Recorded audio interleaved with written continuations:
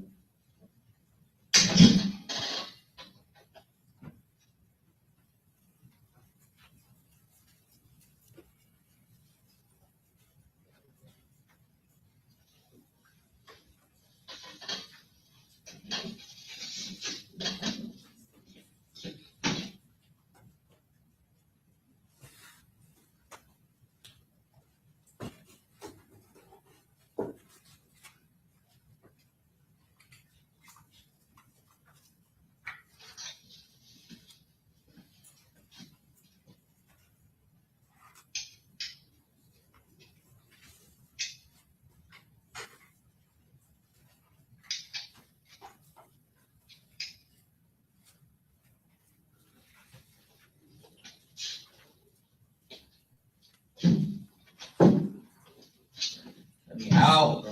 Let me out, bro. Bro, let me out, bro.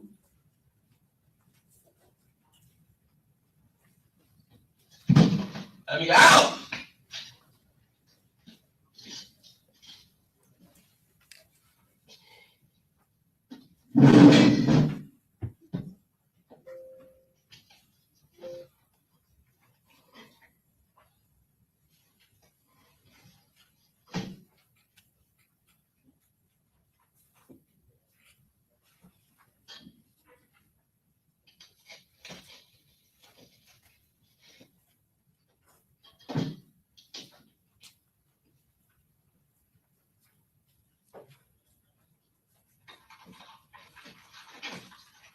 Sit in that chair and don't leave.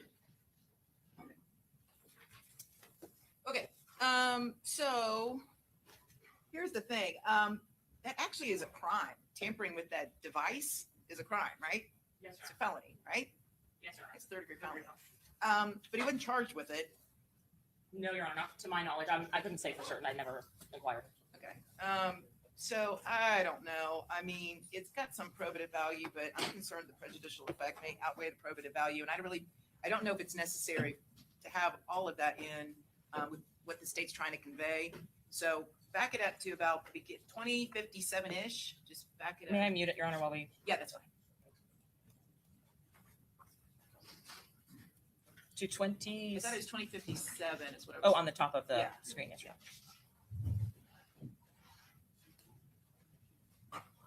So it's after he takes off the monitor, he takes it off, he goes stands against the wall, then he kind of plays with the ankle monitor a little bit more, then he finally sets it down, and then he kind of starts, I think about right here.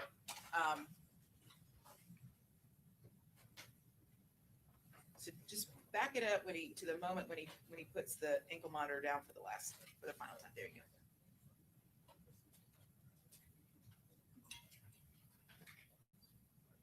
go. Okay. So I'm going to sustain the objection to anything before that and then deny it as to anything after that. Okay? Yes, Your Honor. So make the redactions to 2057. Is that 51? I can't see it. I can't see that there. Yes, Your Honor. I will make the appropriate redactions to this moment. Okay. Which on the video timestamp is 2 minutes into the original video. If I can make a record with that because I can't. Oh, it's 2056:51. And then I will also give the instruction that the video's been edited to eliminate irrelevant portions. Yes, Your Honor. Okay, so that the jury knows.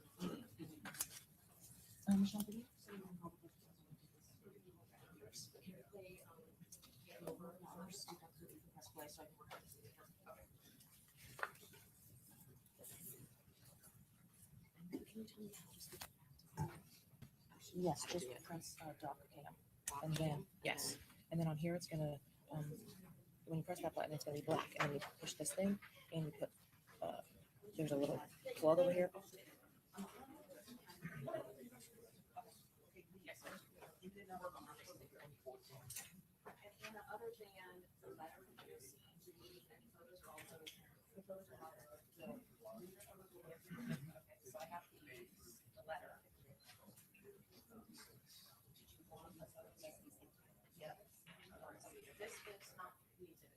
Put that in.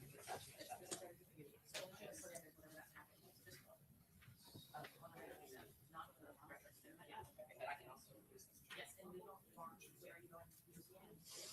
I'm gonna say that he's not DOC, and I did not have addressed. Then they don't want. Yeah, they don't have, it says not. And then do you want to let this coming in through Detective Griffin? Yes, Your Honor. Just let him know we're not going to talk about the Mr. Gathright taking off his ankle monitor. Yes, Your Honor. And from the revised monitor, are we starting with this group? We are, but we're gonna play the game over. We didn't play it yesterday because it went long, but since Detective McCullough testified to it, we want to play it, and then we're gonna call him monitor. The only reason I bring that up, we filed a motion to exclude Ms. Drew's testimony from Delmer, which is still, I think, pending. I think we had discussed in the motions here, and we would address it when she testifies. Okay, Still not the case. let's address it. What's your motion? Motion, Your Honor, is, and really we lay out our position in the motion under the state's final response. Our objection is the field of ballistic testing is, it's unreliable, basically, because it relies only on the subjective opinions of the expert. There are no set standards within the industry. She confirms that in her deposition. It's basically relying on her subjective opinion. There is peer review within, not peer review, but there's review within FDLE. Other than that, there are no set guidelines that are followed within the industry. At least once class characteristics are determined to match, from there the individual characteristics of the substantive eye of the exam. And given the standards, given also that it relies really on uniquenesses within the firearm manufacturing field, and in recent years, this is discussed in some of the authorities on site. In recent years, especially with companies like Glock, they become much more uniform in their manufacturing practices to be safe. There really are not significant differences in firing pin impressions, sure marks, things of that sort. So based on changes in technology over the years, in fact, there are no objective guidelines to be followed. It's not relaxed. No, but hasn't this opinion testimony been permitted in the state of Florida for decades at a minimum?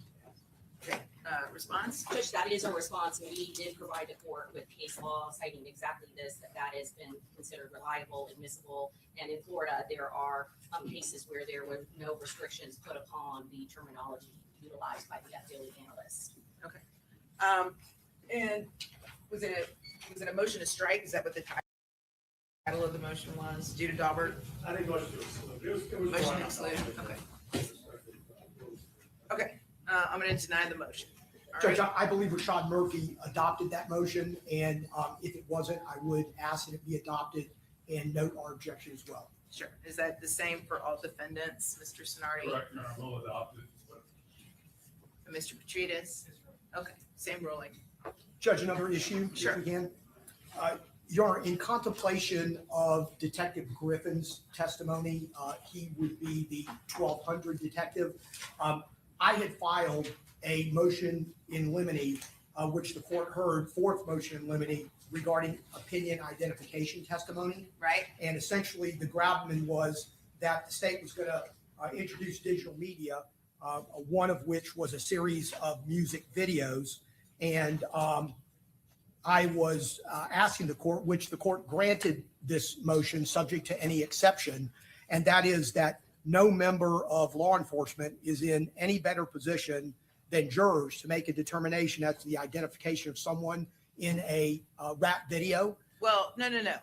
Identification of the defendants. of the defendant. Of the And- defendants. There's going to be still photos that are going to be introduced. There's going to be the videos themselves that are going to be introduced. And my understanding, what I don't want Detective Griffin to do, in what I believe is in opposition to the court's order, is say that person right there is Rashad Murphy. The jury, as the trier of fact, can determine whether or not is it in fact Rashad Murphy. Certainly, if Detective Griffin wants to identify anyone else in that video to associate them together as gang members, I don't believe there's any preclusion to that. But Yeah, but isn't the case law on this, essentially, if law enforcement is in the same position as the jury, meaning they don't have any particular knowledge of the defendant as far as any prior interaction, that in those instances, that's when a law enforcement officer can't tell the jury, well, this is defendant A, B, or C. However, doesn't the case law state that if the officer testifying does have specific knowledge of the identity of the defendant, they are permitted to testify as to a Judge, my understanding, especially of Bentley and Proctor, is that law enforcement officers are not permitted to offer an opinion identifying a defendant in digital media unless the officer was an eyewitness to that event, and that special familiarity with the defendant or prior contact with the defendant, which is in and of itself a problem, or otherwise being an expert in identification, is not permitted. It's the jury's province to look at that picture still or look at that video. Of course, in the video, if it was only a video, then certainly I might even, to a certain extent, suggest that, okay, maybe it would assist the jury by way of something they couldn't do on their own. But there are still photos that are certainly identifiable if the jury were to want to make a determination that they are in fact Rashad Murphy. Yeah, I gotta take a look at the case law again. So, state what's your response. My understanding of the case law is that the court has articulated if the officer is in a better position to make an identification or a specific knowledge of the individual that is depicted or prior knowledge of that individual, then the identification is permitted. That said, I have attempted to be pretty careful and can continue to be very careful about the manner in which I ask the questions. It's just that the door essentially is opened on cross when they say, when you see so-and-so in this video. But I have tried my best to indicate, is there an individual in this photograph that you documented in Rashad Murphy's gang documentation report for purposes of identifying him or meeting a criteria? So I can try to ask the question in that way to ensure that the record is preserved, but at some point it becomes obvious. Certainly, Judge, I want to let the court know that we've had this discussion. I'm not suggesting in any way, shape, or form that was the state's intent. And if in fact it goes that way, as suggested by the state, I'm certainly not going to say, is that Rashad Murphy, to open the door to some type of redirect. So if that is the manner in which the questioning is going to be done, certainly talking to Detective Griffin about his answers, then I think it does meet what I understood the court's ruling to be. Well, yeah, and honestly, my ruling was geared more towards, I didn't want law enforcement watching the crime scene videos and with the mass shooters saying, and that is Sean Gathright, or that is Rashad Murphy, or that is Davion Murphy. Now, during the course of the trial, they have been asked to their opinions, not necessarily by the state, but regarding who shooters 1, 2, and 3 are. But that was really what I was thinking about when we were discussing this topic. And I'm not sure that hasn't happened already, quite frankly. Yeah, no, I understand. Just for the record, is clear, that was, defense opened the door when we first put on. I agree. I'm not casting aspersions to anybody. I'm just saying the context of it is when we were having this discussion, that's what I was thinking of when we were discussing law enforcement opining as to the identity of a masked shooter. So I wasn't thinking about the identity of one of the defendants being in a rap video. And I think these are distinctive situations. So let me take a look at the cases again, and then I'll let you know before Griffin Thank you, takes Your a Honor. stand. And those cases were provided along with the motion. It's motion limit number 4. I have them in my stack, my forest of paper over here. I just need to find it.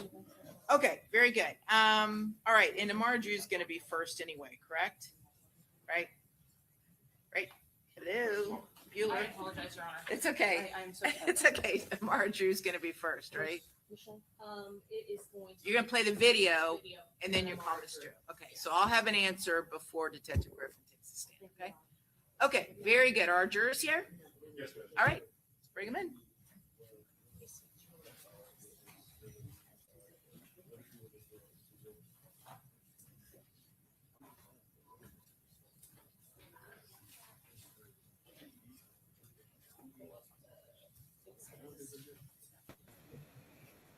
Good morning, y'all. I was trying to say good morning to everyone. Hold on.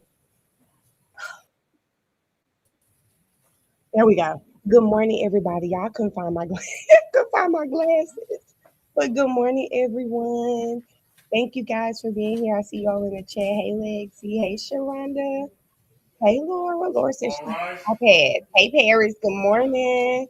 Hey, Alice. Hey, Shay. Good morning, Valencia. Hey, Erin. Hey, Ashley. Hey, Sarah. Good morning, Erica. Hey, Amanda. Y'all, I'm trying to hurry up. I'm sorry I could not find my glasses to save my life. Hey, Summer. Hey, Sugar.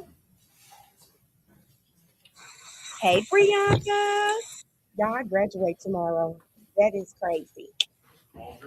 Crazy. Okay, very good. Welcome back, everyone. We are ready to proceed. Everyone have a seat. State, you may proceed. Hey, Jazz. Hey, Your Honor, at this Campbell. time, the state seeks to admit and publish State Exhibit 132 if not previously admitted and published. 132 A.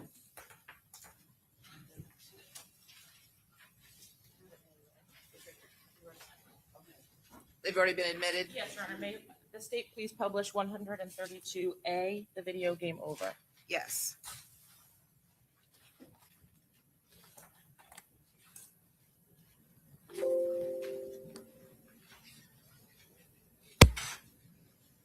The video Game Over. The video Game Over. Yes. So we're just going to chat because y'all know I can't play this man's music on here on YouTube. Thank you so much for the congratulations, guys. I was just in the bathroom like, oh my God, I can't believe I'm about to graduate tomorrow. Super excited about that. My shoes came. Love my shoes. Love my dress. Now I'm just sitting here looking at this pile of clothes for Rolling Loud because I have already packed. Now, let me tell you, this is not a bad diss song. I'll tell you that. This is not a bad diss song. I just can't listen to this one. Can't listen to any Foolio's music. It's too dark. It's scary. It's too much for me. I think it's because you know he's specifically talking about someone's death. Yeah, I know. I know, Aaron. Aaron, I think it's a good song. Like, it's a good diss song. It's very catchy. But I don't know why he would put all of this in his music. Hey, Jay, how are you? Hey, Tam. Thank you, Lexi. I feel like now I'm like more motivated to go ahead and get my bachelor's. And my job, they do like reimbursement. I'm gonna have to pay for my schooling, so they do reimbursement. So I'm excited about that. You know, I've only heard the Foolio When I See You and the beatbox Foolio, and I've heard this song from Ace before, and I don't know if I've heard something else. I don't want to lie and say I haven't, but I may have. But no. Oh, I've been trying, Erica. I have been trying. But yeah, I'm just going to take my time. I told my daughter, this has made me so happy, so proud. I'm just going to take my time, get my degree on my time. I'm not going to be feeling forced. I told her, I said, I'm just going to take 2 classes. Mariah was like, why not 4? I said, hold up, baby. You worry about your schooling. Sharonda, this is not a bad one. I'm telling you, it's not a bad one, but in my opinion, I feel like Ace should have just left some of the details out. It sounds too specific to me. And he could say, oh, I was just guessing that's how it worked. You could. But being that they've connected you to it, I wouldn't have been that specific about it. Getting a call at 5 on, well, I guess at the people at the crime scene, I'm sure they were probably texting people. So I just think this just wasn't the smartest thing. And in his RICO trial, this would be the first thing that they play. She does. Strict program. This will be the first thing they play. They will play this in opening statements. Why are we here today? Yes, Jazz. Oh, girl, don't do it. Oh, wow, Erica, that's what's up. I ain't gonna do that. Summer, I was waiting on you. I just don't think it was smart for him to make this song, especially being tied so close to it. But I think in their city, him as an artist, this is normal for them. They don't think about the consequences. But hey, Tamika, they don't think about the consequences. But baby, there. And why that look like Sean? Why that look like Sean? Oh, Produce who that was. The state would call him Mara Drew. Produce who that was in that corner. Somebody said that on my TikTok, but I hadn't seen this. Oh, I love Slime Life Shawty. Girl, I haven't heard his new song, but I did save it. I love him. That song he dropped like a few months ago. It was last September because I was going to Disney when I heard it. Girl, I played that song 50 times. I know that wasn't Sean, baby. It may not have been him, but was supposed to be him.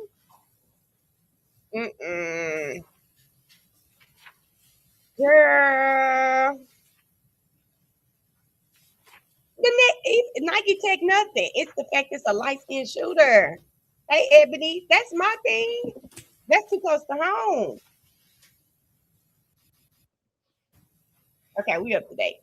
Oh, that's too close to home, baby.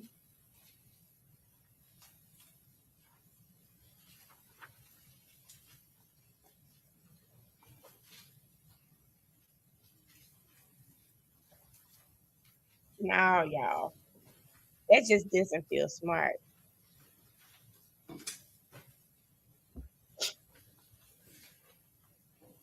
You know, I think the drill rap is just, it's really sad. Like, when did we get here?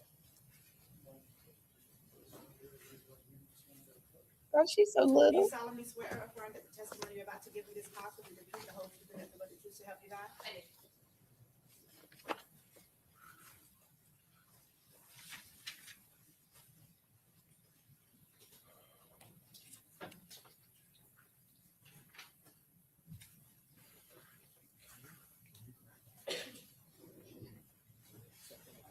Very good. You may proceed, Mr. Harmon.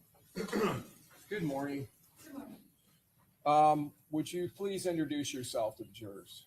My name is Amara Drew, AMARADREW, and I'm employed with FDLE, which is the Florida Department of Law Enforcement.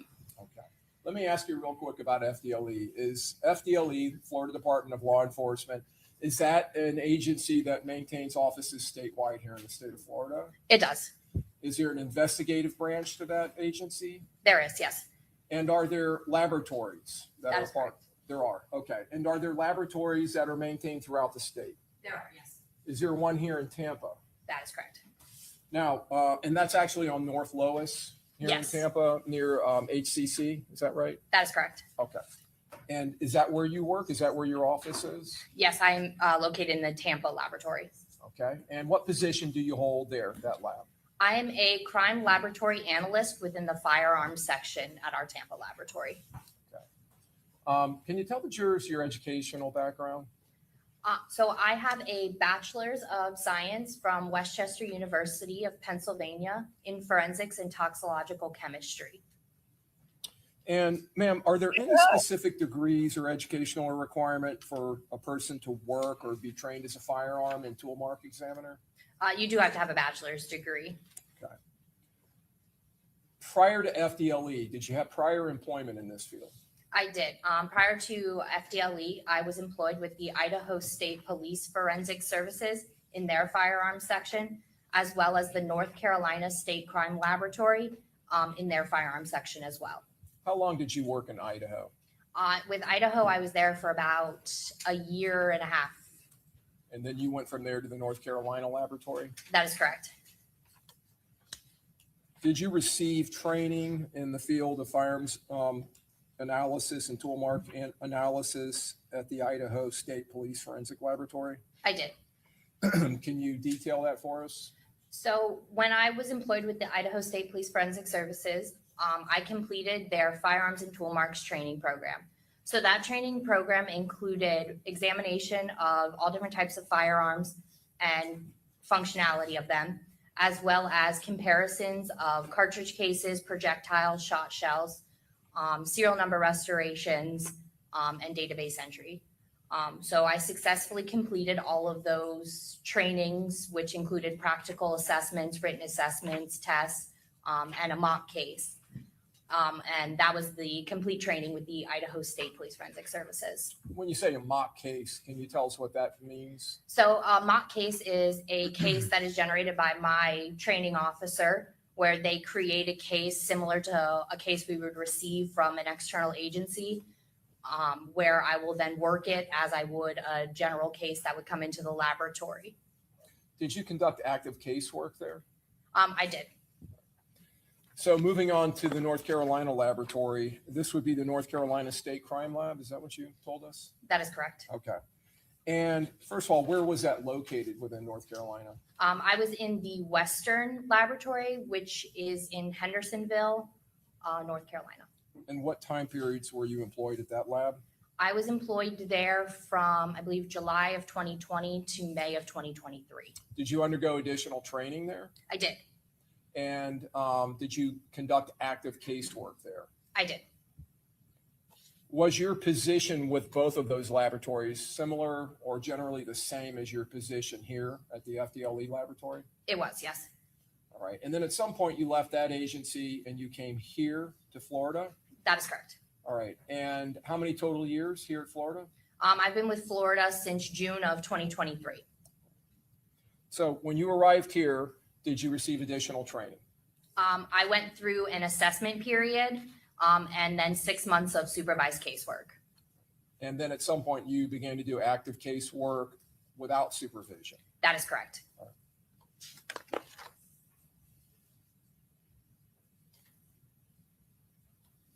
Do you continue to receive annual and continual training? Yes. Do you, as a firearms examiner, keep abreast of current trends, new developments in the area of firearm and tool mark analysis? Yes, I do. Now, let me talk to you about this first. Is the Florida Department of Law Enforcement's crime lab here in Tampa, is it accredited in any way? We are, yes. And is your individual section, is it accredited separately from the lab, or is that part of the general accreditation? Our entire lab gets accredited for the types of examinations that our entirety of the Tampa laboratory is accredited for. So firearms falls within the scope of our accreditation. Can you explain to the jurors that process of accreditation, what that involves?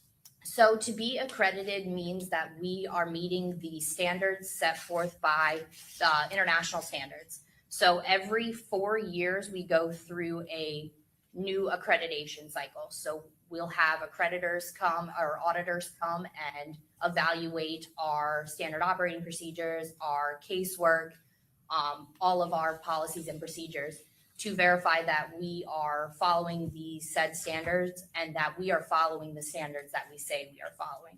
So that accreditation cycle is every 4 years. There are spot checks annually to verify that our lab is still meeting our scope accreditations. And then we also have internal accreditation or audits. Apologies, not accreditations. We have internal audits that we do as well to make sure that we are meeting our standards as well. Well, how does that internal auditing process, how does that work? So the internal auditing process works as members from the same section, but from a different one of our laboratories will come in and evaluate our casework and our policies and procedures to verify that our casework is meeting the policies and procedures and the standards that we say we are meeting. Does FDLE maintain a crime lab in Jacksonville? They do, yes. Have there been occasions or are you required as part of your position to participate in an internal auditing of other laboratories within the FDLE? I'm trained to participate in those internal audits. And you mentioned there are spot checks. Is there any kind of an external auditing process of the FDLE laboratory where an external agency comes in and audits? That is done during our accreditation period, that external people are the ones who come and do our audits for the accreditation cycle. And then there'll be like offsite paper review, casework review, and all of that is done by external people for the purpose of the accreditation. That would be an independent agency doing that? It would be other examiners from other laboratories that are trained as auditors through the accreditation system. But not part of FDLE? That is correct. Okay.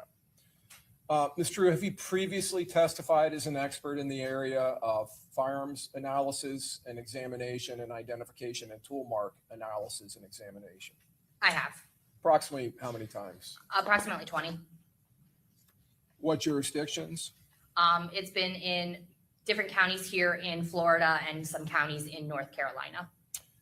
In those occasions where you were testifying as an expert in that area, were you testifying to actual comparisons and analysis that you conducted? Yes. How many total number of comparisons and analysis have you conducted in your career? I've worked hundreds of cases, which is thousands of comparisons, hundreds of firearms.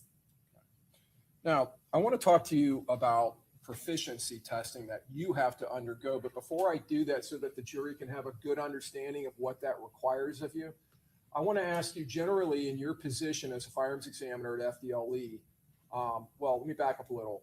Do law enforcement agencies submit items that are related to firearms for you to analyze? Yes, they do. Okay. And what is it you're commonly asked to do? What types of items do you receive? So generally in casework, we can receive a firearm, fired components, which consists of a cartridge case or a bullet or projectile. And we'll be asked to do a microscopic comparison to determine whether those fired components were fired from the same firearm or the submitted firearm. Okay, so in the instance where law enforcement does not recover a firearm or just doesn't have one to submit to you, you can look at individual cartridge cases or you can look at projectiles, and depending on the quality and what's imparted upon them, you can determine if they were possibly fired in the same gun. Yes, we can do a comparison of two fired components to determine if they were fired from the same firearm. Okay. So can you explain to the jurors the proficiency testing that you are required to undergo? So at FDLE, we are required to do proficiency testing. So every year we'll participate in a microscopic comparison proficiency test, meaning an external agency will send us a test, which will include either cartridge cases or bullets. And we will be tasked with determining if the unknowns or the questioned items in the case came from the knowns that they submit to us or not, or whether the other questioned ones came from the same firearm, but not the one that they submitted. Are there instances where you have had to look at multiple shell casings or cartridge casings, fired cartridge casings that have been fired by different firearms and distinguish from a group which ones were fired from which firearm? Yes. And the people that are submitting this to you through this proficiency testing, is that an FDLE body or is that an external agency that is tasked or contracted to do that? It's an external agency that we buy the test from. All right. So in that instance, if you have cartridge cases or projectiles and there's multiples, and you may have multiple firearms that fired them, they know what firearm fired those projectiles or cartridge cases. Yes, the people who created the test do know the correct answers of that test. All right. And if I understand you correctly, then you're required to look at this group of fired cartridge cases and determine whether they were fired from the same gun, right? That's correct. And group them to a specific firearm. That's correct. Have you ever had any problems with proficiency testing? No, I have passed all of my proficiency tests. Now, in addition to proficiency testing here at the FDLE, when you worked in North Carolina, did you undergo proficiency testing? I did. Did you pass all of those proficiency tests? I did, yes. Did you have to go through, or were you at the Idaho lab long enough to go through proficiency testing? I was not. When I was released for casework there, the testing came out later in the year and I had already switched employment by time it was time to do the proficiency test with Idaho. So I want to talk to you generally about the process of evidence being brought into the laboratory here in Tampa. When a law enforcement agency such as the Tampa Police Department brings evidence to the Tampa lab, is there some type of a transfer or an intake area there at the laboratory? Yes, evidence is brought into our evidence intake section. And are there employees that work there that specifically handle that? There are, yes. Is that a secure area? It is, yes. Is the laboratory within a secure facility? It is, yes. And is that same process followed at the Jacksonville lab? Yes, it does. And when the evidence is submitted to FDLE, does the agency's report number for that case, is it recorded and documented? Yes, they provide an agency case number associated with the submitted case. And as in this case, where you have multiple submissions coming from different agencies, as far as that specific agency number, is there a unique and distinctive FDLE number that is assigned to that individual submission and case? Yes, every case that enters our laboratory is assigned a unique FDLE case number, and each item within the case is given a respective item number as well. And after you have conducted your analysis and examination, do you complete a laboratory report? I do. Is that laboratory report with your findings, does it go through a review process? It does. Can you explain that to the jury, what that entails? So when a case is complete and our work is, all of our work and examinations are complete and all of our results have been checked, we will generate a report that includes all of our findings for all of the evidence that Hey, Yates! we received, and it will go through a tech review, which a qualified analyst, another qualified analyst within the firearm section, will go through our report and our notes to verify that we followed our technical procedure, that we're not incorrect in any of our technical aspects, and all of the information is accurate and provided. Once it completes the tech review, it'll go through what's called an administrative review to make sure everything is spelled correctly, formatted correctly, and just grammatically correct all the way through. And once those passes through all of our review processes, then a report can be released. When evidence comes into FDLE from an agency like Tampa Police Department or Jacksonville Sheriff's Office, is there a labeling process that occurs?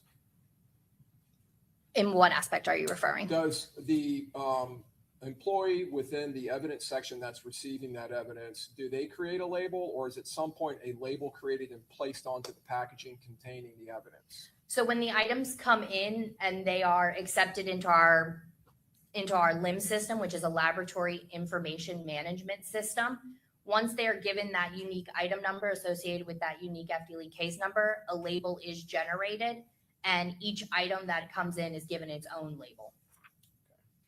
Now, if you receive, and you talked about some of your casework, if you received multiple cartridge cases, do each of them receive a designation as far as an item number? So if a cartridge case comes in a package by itself, we designate that via the FDLE item number that it's assigned upon coming in. If there are multiple items in the packaging, like there's 5 cartridge cases in item 1, we will then, as an analyst, sub-designate them either 1.1, 1.2, 1.3 to give it a unique number so we know which cartridge case we are talking about during our comparisons and our reports. I want to call your attention to your laboratory report that's dated December 26th, and it's going to be in your FDLE number that ends in 7688. Am I allowed to refer to my notes? Yes, of course. So just take a moment, look at your report. Once your memory is refreshed, just look up and let us know you're ready to proceed. You said the one for December? December 26th.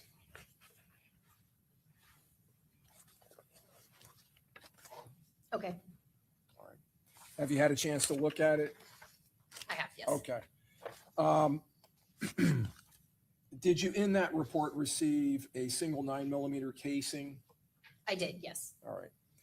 And who was the submitting agency? The submitting agency for this case was the Tampa Police Department. And who actually was the submitting person or officer? I believe it was Juan Ramos.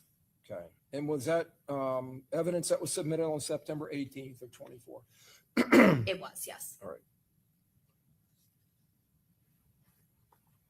That fired 9mm cartridge case, did you give it an FDLE item number? It was given one, yes. All right.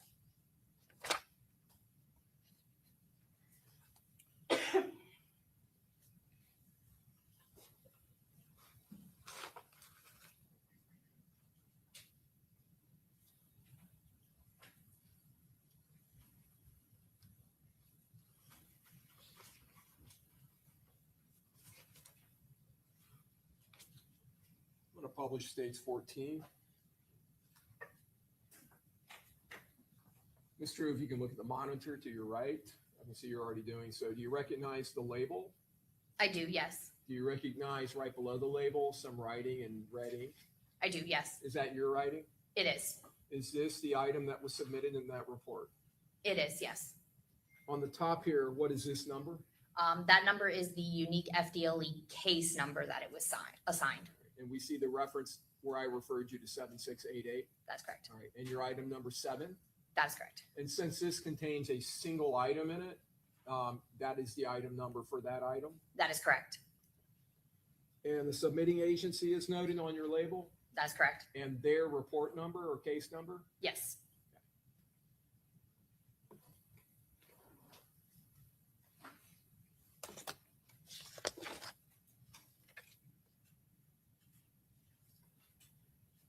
Did you conduct an analysis or examination of that cartridge case? I did. So we didn't get into this earlier, but you told us the first step as far as the travel of evidence into the FDLE goes into the evidence section. When you're assigned to the case, which you were in this case, correct? Yes. All right. How do you retrieve that evidence to conduct your examination?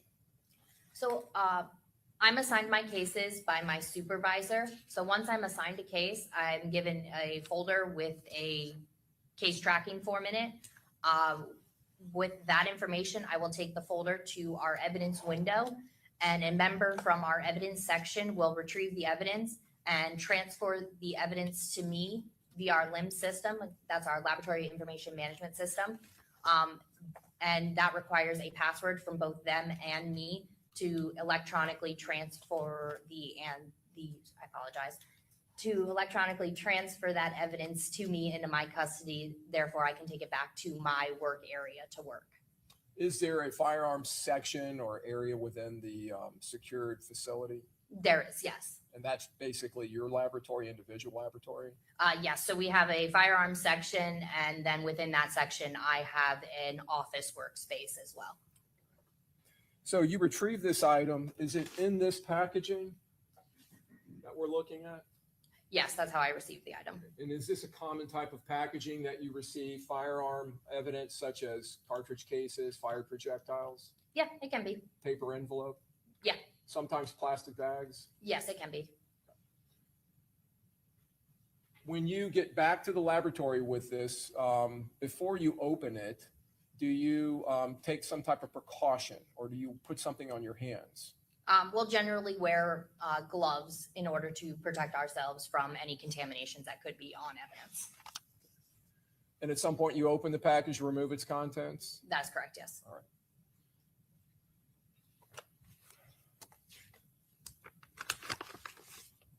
Now, in this exhibit, states 14, we see an internal envelope. Let me just go ahead and jump ahead. Once you complete your analysis and examination, do you place the item back into this packaging? Yes, I do. And when the item is received, we see this red tape. It says evidence on it. Is that something you frequently see when you receive packaging of evidence from law enforcement? Yes, it is. And when you open the envelope, do you cut through that tape or do you try to avoid doing that? I'll try to avoid it to try to cut in an area that does not already have an evidence seal.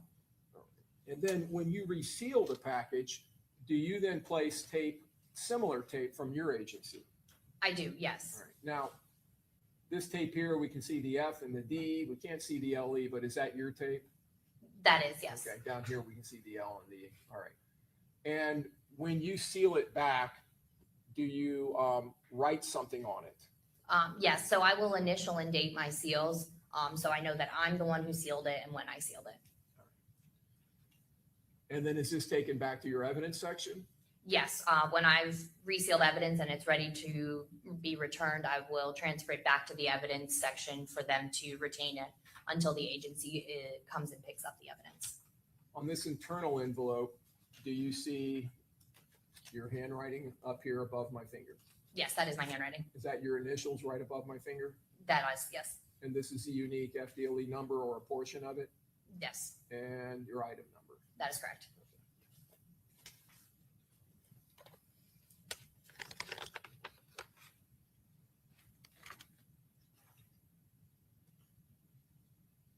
And you've told us earlier you did conduct analysis of this fired cartridge casing. I did, yes. Can you tell the jurors what your findings were? So for this cartridge case, I determined that it displayed class characteristics consistent with pistols by Glock, as well as that I identified it to item 9.1 and 9.2 cartridge cases submitted in FDLE case number 2024-0403-556. All right. Now I'm going to come back to that. So I want to talk to you about that real quick. You mentioned class characteristics. Can you explain to the jury what that term means? So class characteristics are predetermined features of the firearms or cartridge cases that the manufacturer determines prior to creating of these firearms. So for a cartridge case, the class characteristics could be the shape of the firing pin or the type of detail, whether it's parallel detail or circular detail. Or for a projectile, the number of lands and grooves, which are the portions of rifling, which is cuts down a barrel in order to provide stability for a projectile traveling down the barrel of a firearm. So these class characteristics are predetermined. So this can kind of be thought of like when you're looking for your car in a parking lot. You know that you have a gray Jeep Gladiator. So you know you're looking for a gray Jeep Gladiator. That's how you bought it. That's how, you know, what the type of thing you were looking for. Okay.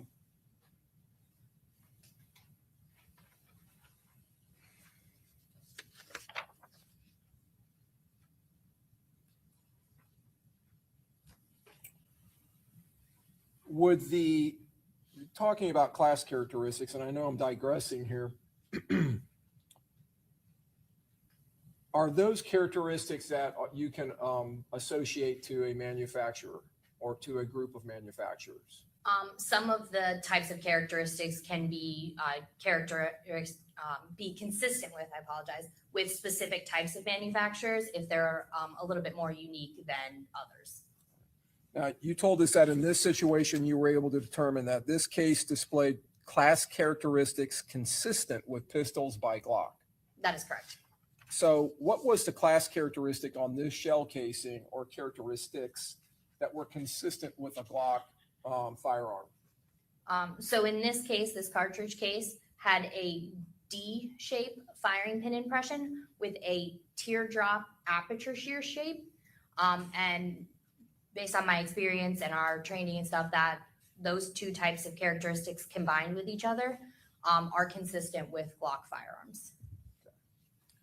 And are those class characteristics as far as that type of gun, Glock manufactured pistols, is that something that is predetermined when it's manufactured?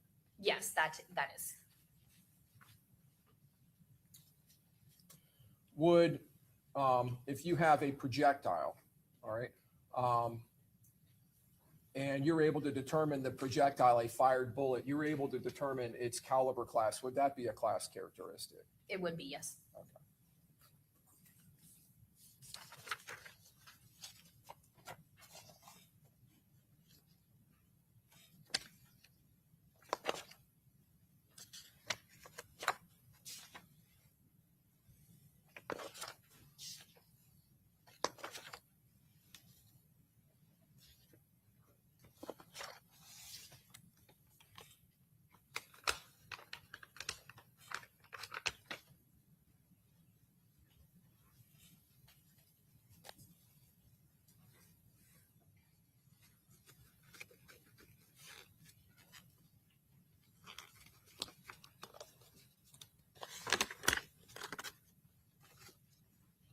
publishing the content of states 14.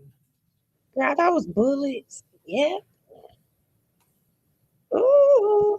Ms. Drew, do you see writing on this shell casing that you recognize? I do.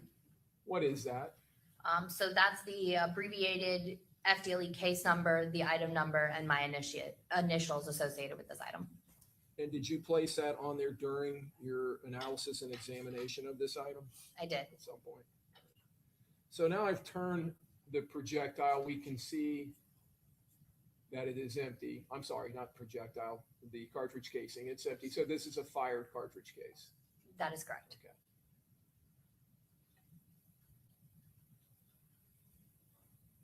What portion of the cartridge case is now visible?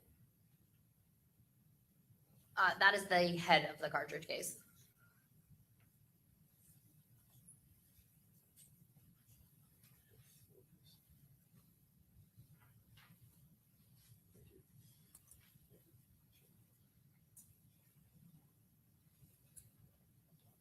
The markings on that portion of the cartridge case, is that commonly called the head stamp?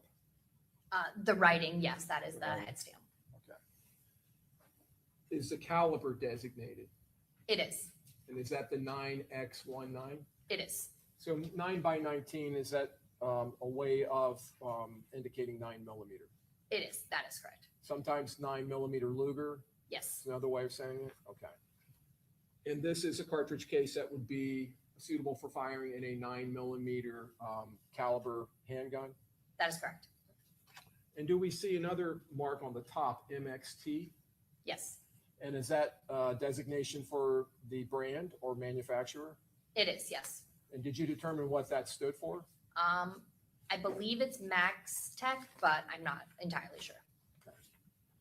And the 23, could that potentially be the year of manufacture? It could be, but I do not recall the exact meaning.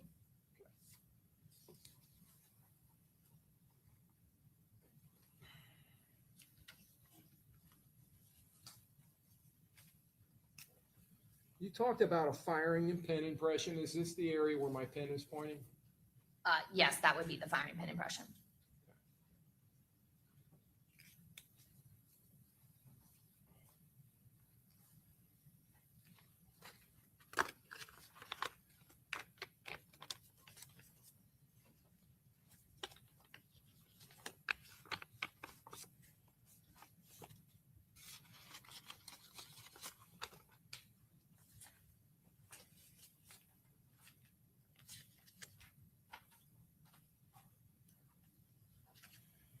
In conducting your analysis and examination, is there a physical examination component to your analysis? There is, yes. What does that consist of? So the physical analysis would be, we will, when we open the items of evidence, we will look at them. We will document the pertinent information. So the caliber, the material, the shape of the firing pin impression, for instance, for the cartridge case. So this physical analysis can be us just looking at it, or we can use our microscope if we need to see stuff a little bit better as well. And is there a secondary part to your examination past the physical examination, a potential second part? Yes. So after our physical examination and we've determined what the class characteristics of the items are, we can move on to a microscopic comparison type of examination as well.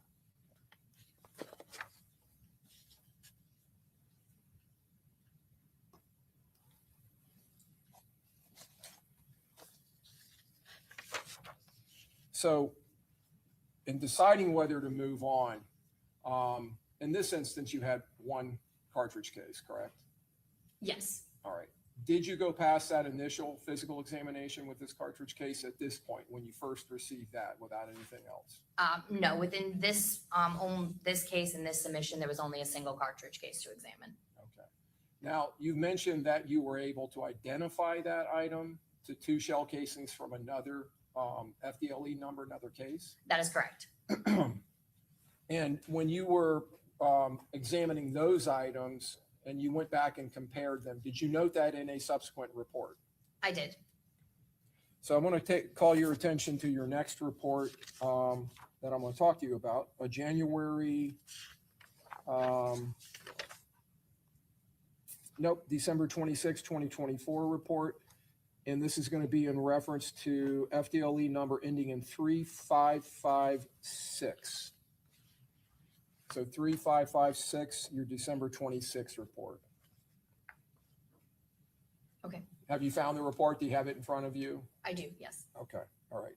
And in this case, did you receive 2 fired 9mm Luger caliber cartridge cases? I did, yes. And what agency did you receive them from?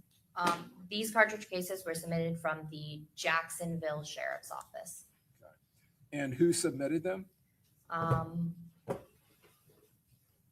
believe it was C.G. Morris. Okay. And that was in reference to a death investigation. That is correct, yes. All right. And were those submitted to your laboratory or to the FDLE laboratory in Jacksonville? This was actually submitted to the laboratory in Jacksonville. And at some point, were those cartridge cases transported here to Tampa? They were, yes.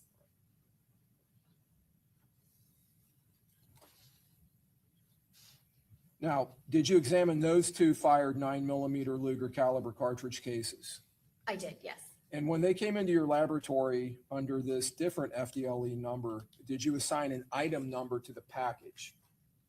Yes, they were assigned an item number. And what item number? They came in as FDLE item 9.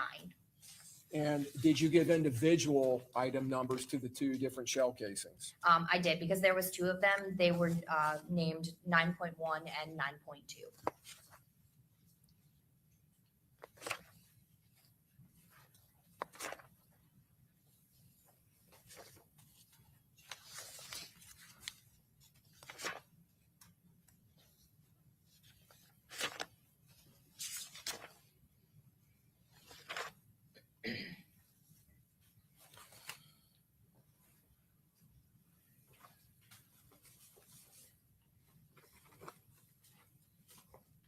Published states 58.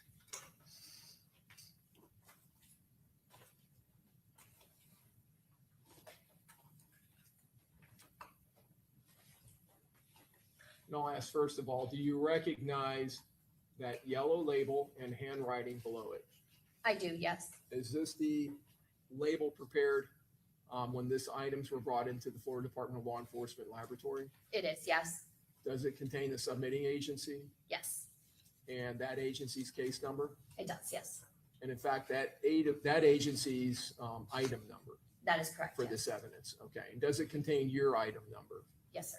and your individual unique FDLE number? Yes, All right. Now down below here, that's your writing again? it is, yes. All right. Your initials, your FDLE number, and the item number? That is correct. Did you follow the same process when you received this evidence for analysis? I did, yes. Take the same precautions? Yes, sir.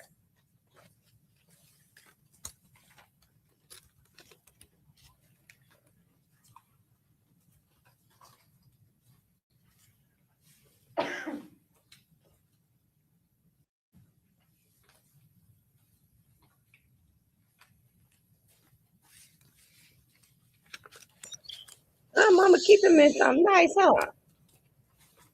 I know that's right.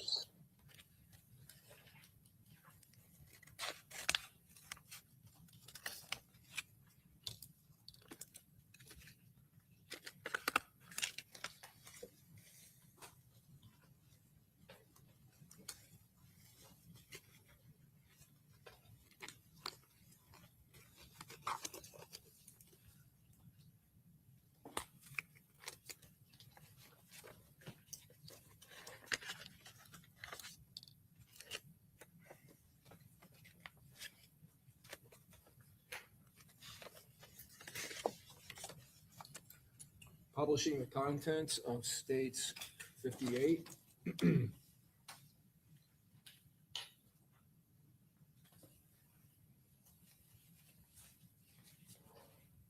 During your analysis of these items, did you again mark them?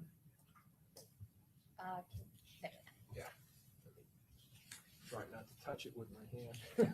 Let me just do one at a time, I guess. Okay. That is my markings, yes. Okay. And this would be 9.2? That is correct. All right, and then the other item, you see your writing on here? See if it'll focus. It's not focusing. There we go. That is my And mark. this is 9.1. That's correct. Okay.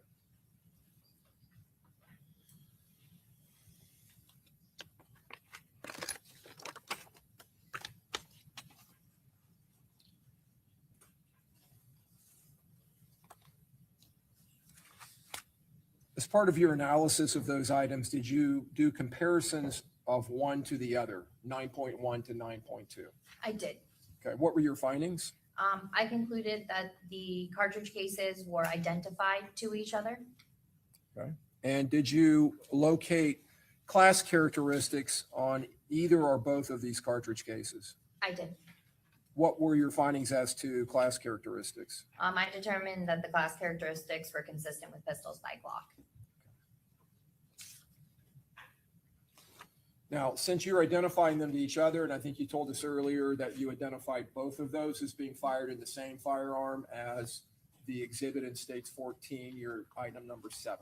Is that correct? That is correct, yes. I want to talk to you about that term. Can you tell the jurors what you mean by an identification when you're talking about shell casings or, cartridge cases or projectiles? So an identification means that they were fired from the same firearm. Okay. I want to ask you about other potential findings. Okay, so you have a finding of identification. What about a finding of elimination? What does that mean? So an elimination, meaning that the two items were not fired from the same firearm.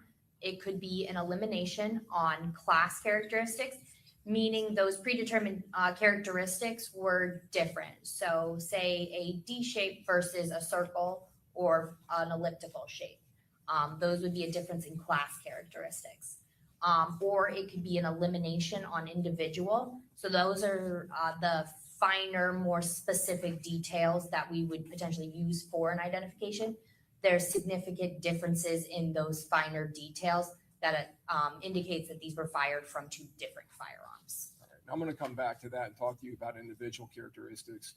You mentioned, before we move on, D and circular as far as impressions on a primer on the shell casing.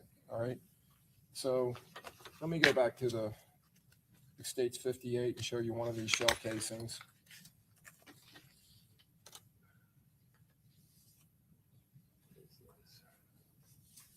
This is 9.1. All right. So trying to get this to focus. There we go. All right.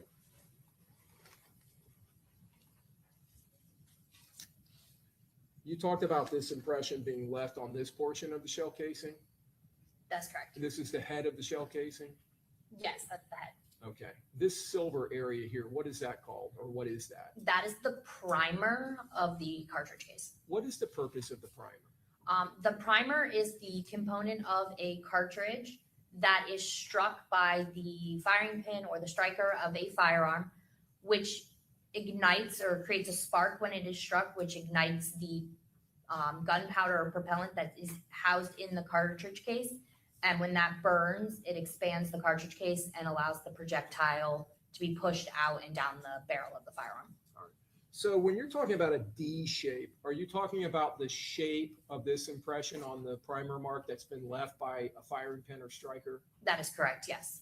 And the shape of that, is that associated to the very tip of the firing pin or the striker? It is, yes. And that would be the portion that actually makes contact with the primer? That is correct, yes. And that shape can vary with different manufacturers, different types of guns or brands? It can, yes. Can it vary within one brand? Hey, Miss J. Hey, everybody from Miss J's Twitch. Hey, y'all. Good morning. Of gun like Glock, depending on what generation or iteration of that or what model? It can, yes. And are those, you said those are I believe he termed it pre-known characteristics? or Yes, so these- Predetermined? Predetermined. The manufacturer will decide this prior to creating or making this firearm. And is that something that you document and is documented within the field of firearms analysis? Generally, yes.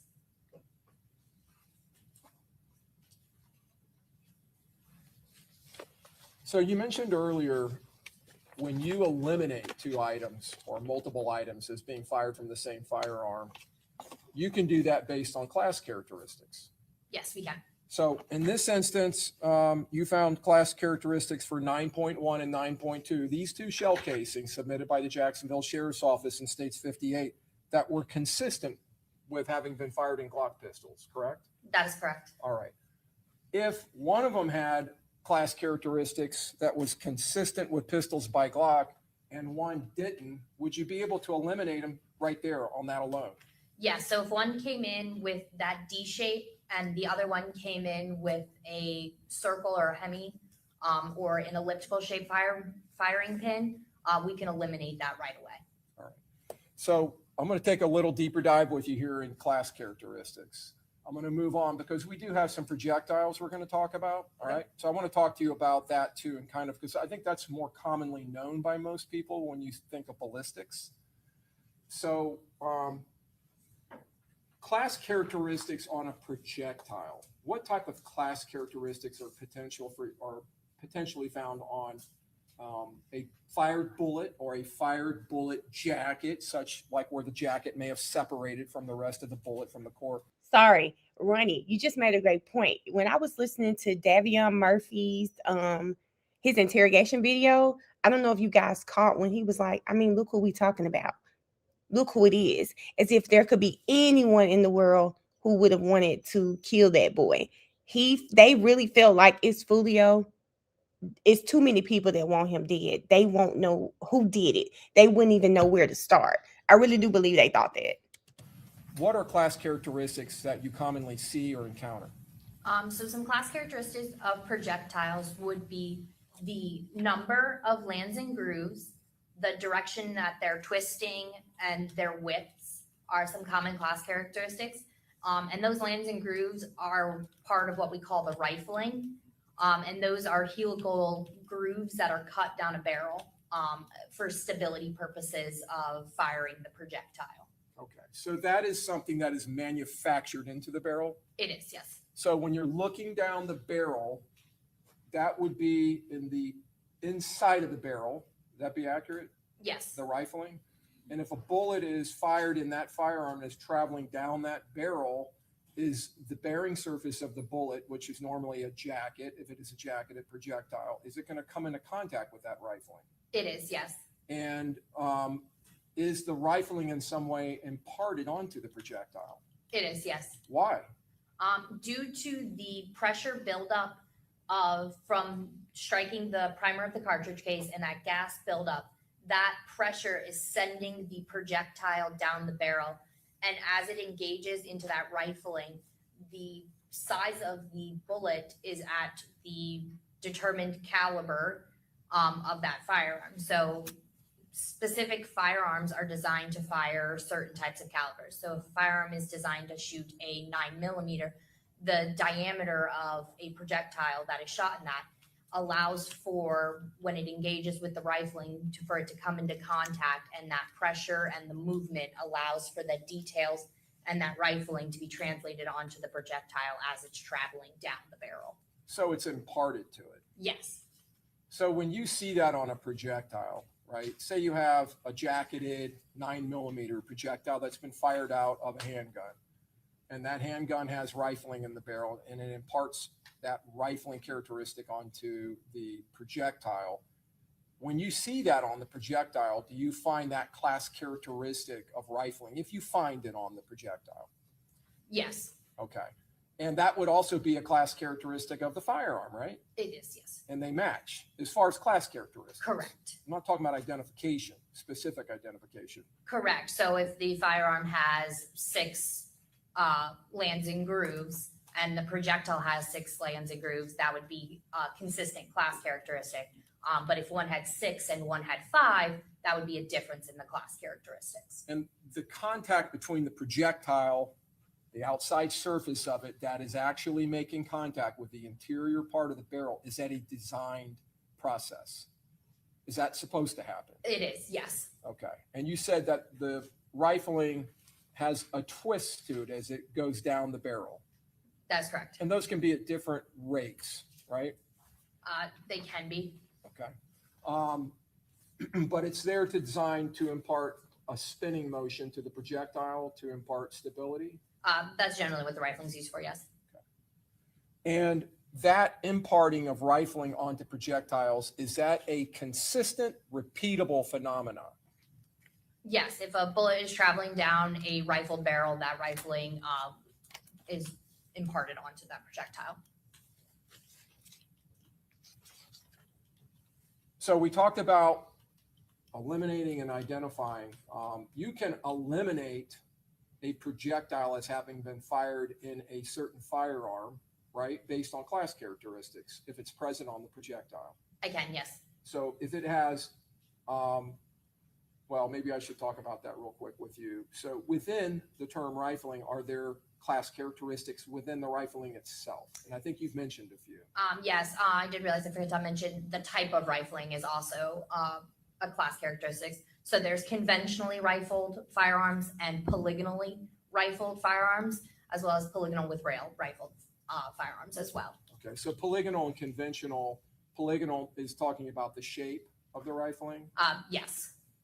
So when you have conventional or polygonal, you're going to have a certain number of lands and grooves. Is that correct? That is correct.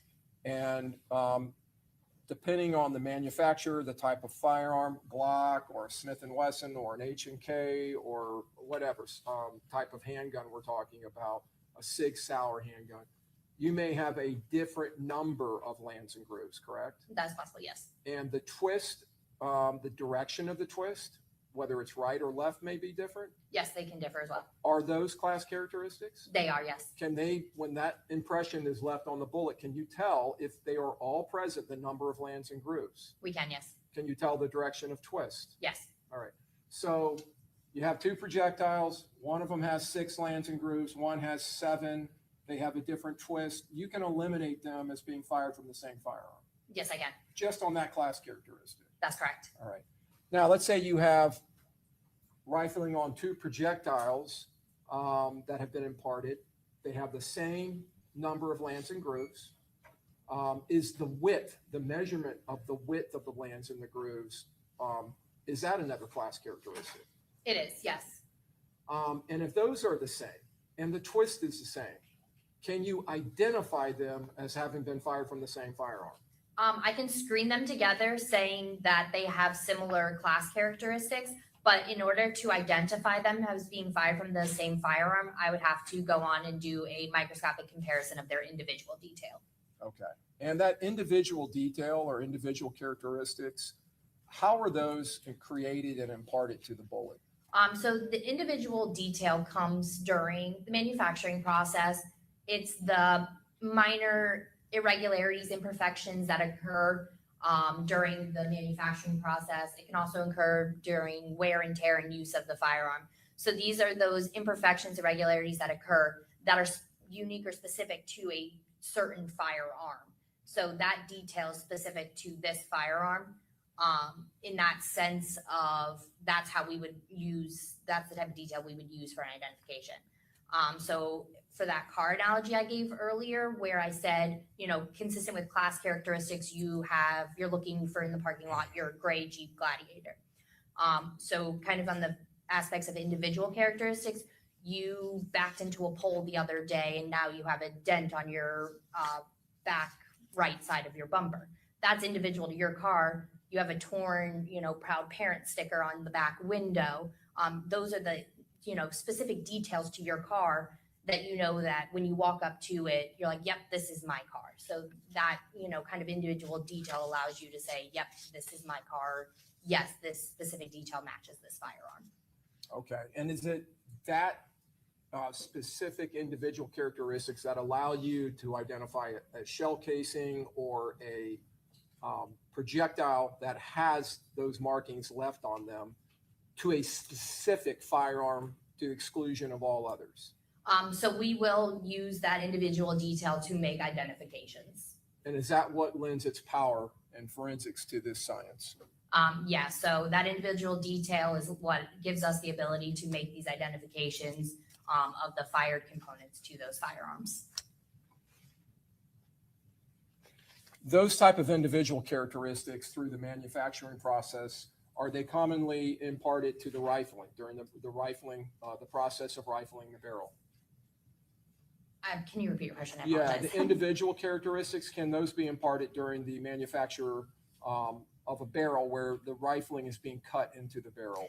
Yes, so those individual details can come during the manufacturing process. They are individual in the sense of when each tool is creating the different parts of the firearm, not only is the surface of the part that they're creating changing, but so is the tool itself. Kind of a general analogy I like to use for that is sandpaper on wood. When you take sandpaper across the surface of wood, you're changing that surface of the wood, but you're also changing the sandpaper a little as well. So when the next time you go to use it, it's slightly different. So it's all changing on that microscopic level that allows the individual detail to be specific to a certain firearm. And that would be true even in our modern age with CNC machining and other techniques. There are different finishing processes that allow individual detail to still be present.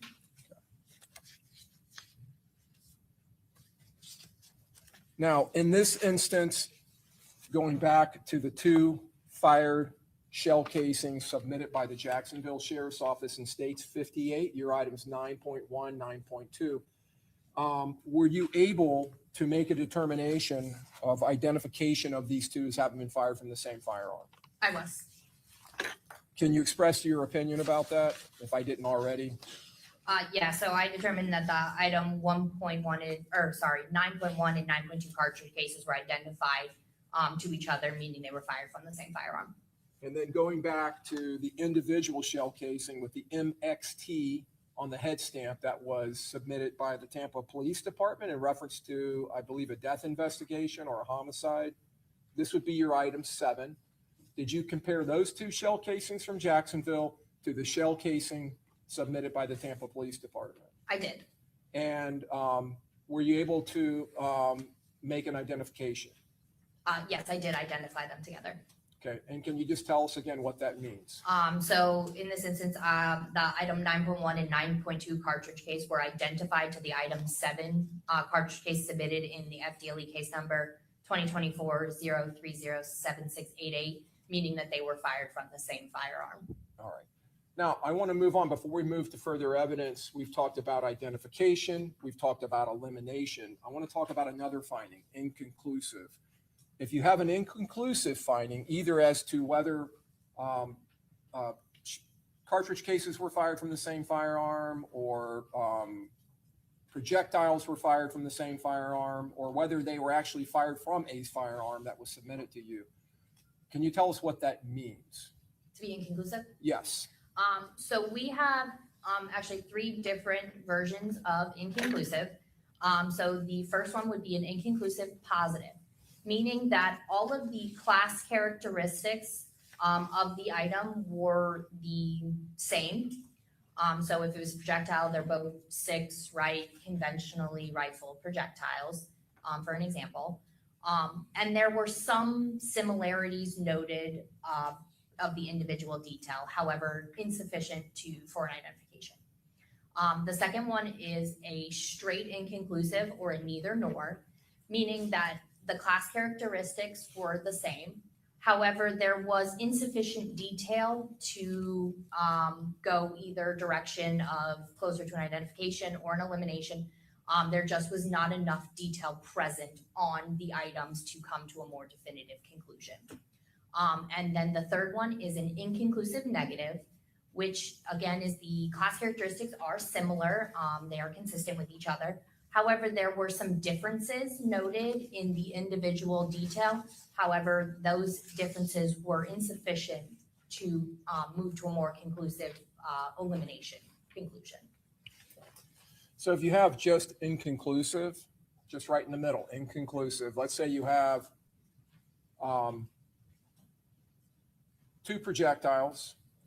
They have a different level of quality as far as the projectile. One may be a fired bullet. One may be a fired bullet. It may be just not in as good of a shape. It may be deformed in some way. And you have similar class characteristics and all that, and you make a finding of inconclusive. Does that mean that they were not fired from the same firearm? No, it just means that I could not determine whether or not they were fired from that firearm or not. I could not come to a conclusion, basically.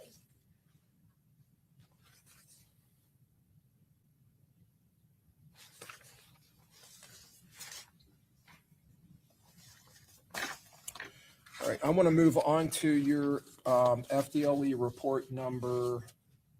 This is going to be, again, submissions by the Tampa Police Department under that original case number with the single shell casing, 7688. And this is a death investigation, is that correct? That is correct, yes. All right, and this is going to be, I'm referring you to your January 9th, 2025 report in reference to 7688. Now, were there additional items submitted by Detective Juan Ramos on on August 21st and December 19th? There were, yes. All right. And were there multiple items contained within that submission? There was, yes. And were they coming in under different labeling? I'm sorry, different packaging? They would be in their own separate packaging.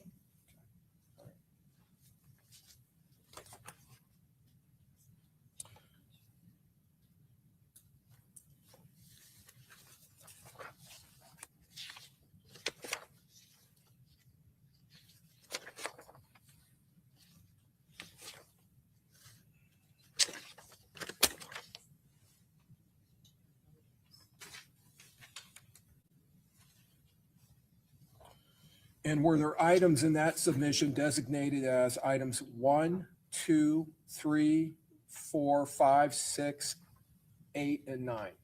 There were. Okay. And I'm going to walk through the first 4 items, items 1, 2, 3, and 4. If you could tell us the descriptions that you gave to those items in your report. So I determined item 1 was 1 fired bullet jacket. Item 2, 1 bullet core. Item 3, 1 bullet core. Item 4, 1 fired bullet jacket.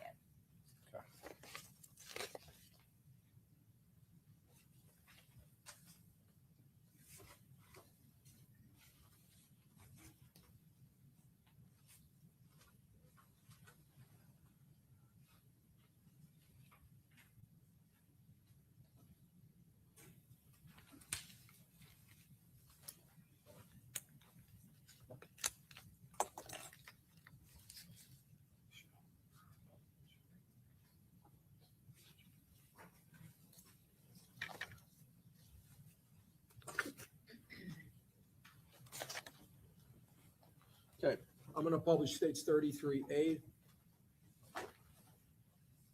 Do you see your FDLE label for this item? Yes. Okay, is that, let me back out a little bit so you can see the writing too. Do you see your writing down here below that label? That is my writing, yes. All right. And is this in reference to 7688, your FDLE number? That's correct. And this is going to be item number 1, is that correct? That's correct.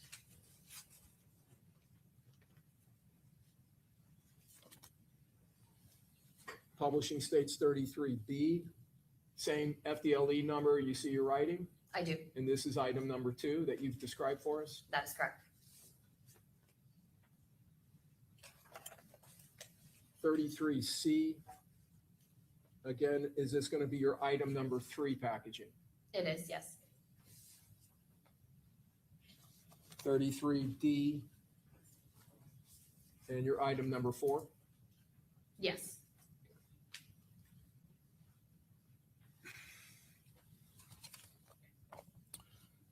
Item 5, item 6, item 8, and item 9 in your report, are those related? They are. Okay. And was there some issue with item 5 and 6 as it came to you from the Tampa Police Department? When I received those items, there was a mix-up of the labels on the boxes themselves. What was said to be in one box was actually in the other, so they had to be remedied.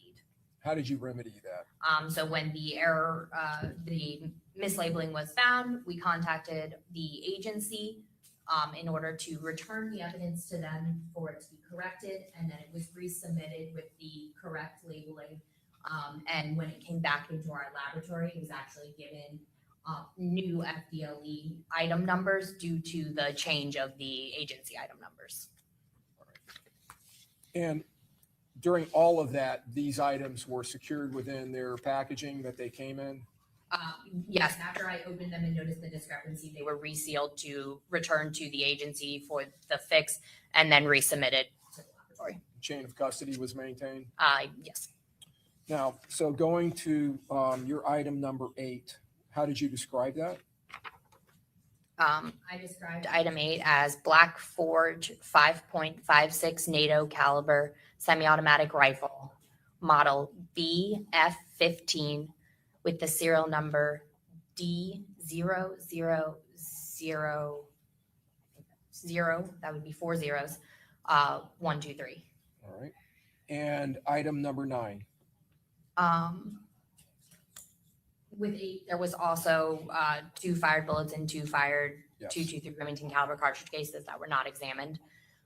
Item 9 was described as Anderson Manufacturing 300 blackout caliber auto-loading firearm, model AM-15 with the serial number 201895158. And also there were 2 fired bullets and 2 fired 300 blackout caliber cartridge cases that were not examined as well. So in both of those items, the 5.56 caliber semi-automatic rifle and the 300 blackout auto-loading firearm, with both of them you received fired bullets. In the case of the Black Forge 5.56, your item 8, they were actually .223 Remington caliber cartridge cases, and you received 2 fired bullets also, right? That's correct. You were not asked to do anything with those, correct? No, I was not. Is it uncommon or common to receive test fires with submitted firearms from law enforcement where they have actually test fired the weapon? It depends on the agency, but some agencies do test fire some of their firearms. And the same was true for item number 9, 2 fired bullets and then 2 fired 300 blackout caliber cartridge cases? That's correct.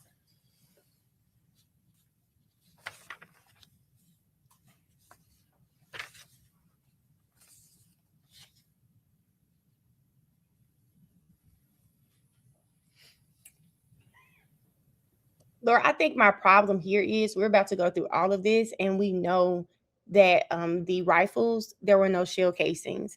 So the only thing we have is the 9mm. We've got the shell casings, they match the scene, but there is no weapon. So, and the defense is going to just point that out.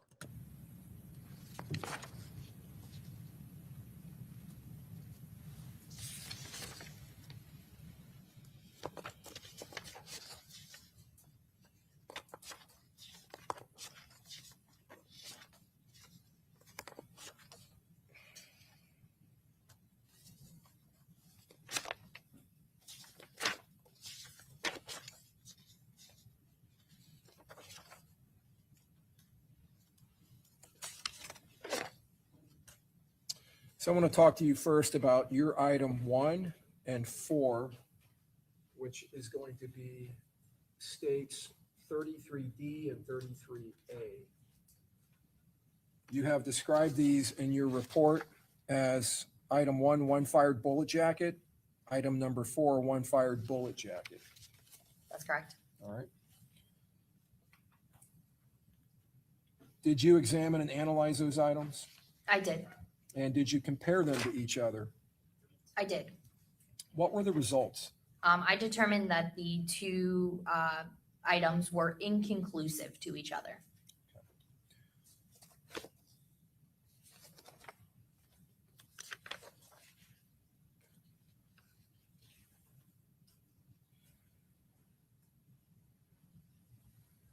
Item 4, again, described in your report as one fired bullet jacket. Were you able to determine what caliber class that bullet was? I was. How were you able to do that? So based on its design features, I was able to determine what caliber class family it fell in. Okay. And what was the caliber class for item number 4? I determined it was a 22/5 mm caliber class. Now, 22 5mm caliber class, does that class contain several different calibers? It does. Would it contain 223 Remington? Yes, Would it contain 5.56 NATO? it does. Yes. And while we're talking about those two, 223 Remington, is that a suitable cartridge or a suitable caliber to be fired in a rifle that is chambered in 5.56 NATO? Yes, you can shoot a 223 Remington in a 5.56 NATO. Okay. And in fact, those test fires you received from TPD in reference to, I believe it was your item 8, the Black Forge 5.56 NATO caliber rifle, were in fact 223 Remington, right? Yes. That 22 5mm caliber class, does that contain 9mm? It does not. Does it contain 300 blackout? It does not. Are each of those calibers in their own distinct caliber class? They are. Yes.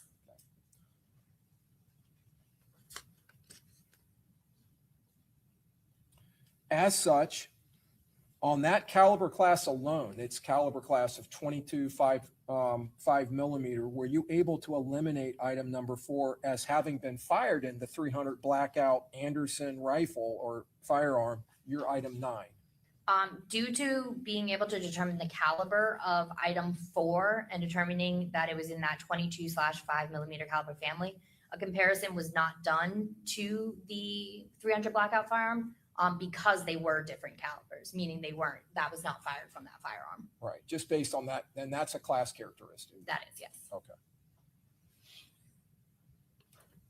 Real quick, going back to your items 2 and 3 that are states 33B and C, you have described those as lead core.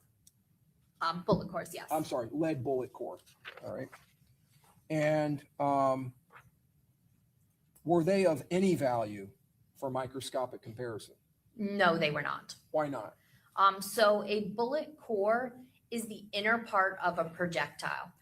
So this can kind of be thought of like an M&M.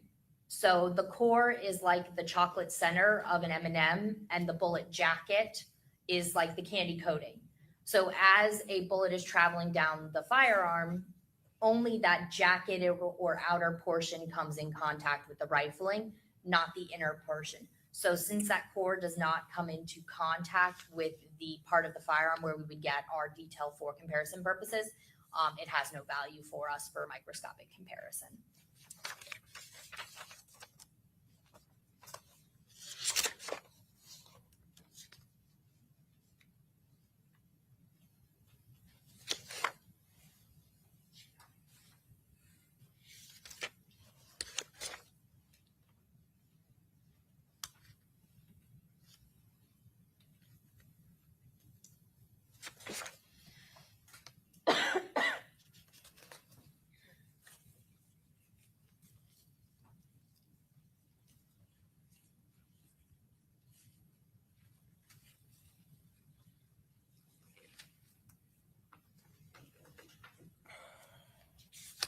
The two rifles that were, or the rifle and what you've described as a firearm, the 300 blackout caliber auto-loading firearm in your item 9, you've described these, well, you described your item 8, which is the 5.56 NATO caliber rifle, as being a semi-automatic rifle, right? That is correct. And what does that mean?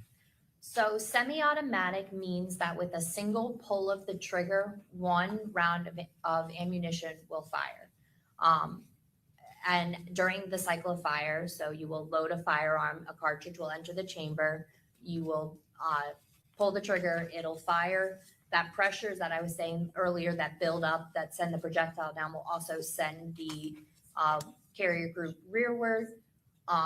extracting and ejecting the cartridge case, and then it will load a subsequent cartridge as long as there is one remaining in the magazine.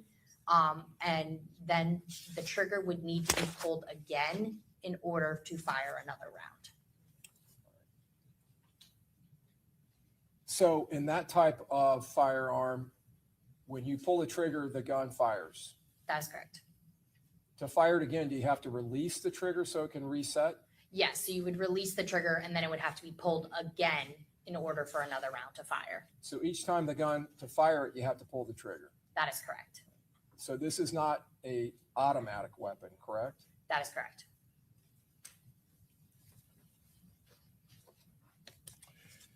We'll start with 8, the Black Forge 5.56 NATO caliber semi-automatic rifle. Did you conduct test firing with that rifle? I did. And did it function as designed? It did. Did its safeties function as designed? They did. Does it have an external manual safety? It does. Did it function as designed? It did. Is that firearm designed to expel a projectile under the force of an explosive?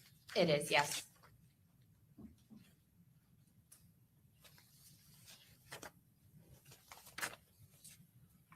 Your Honor, if I can have the witness step down. Yes.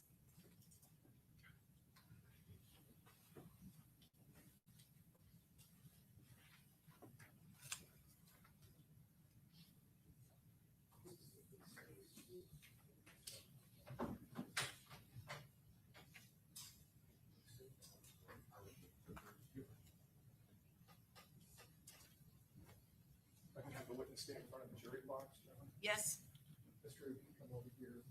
So there are things on this I want the jury to see. We can't magnify it because it's too big.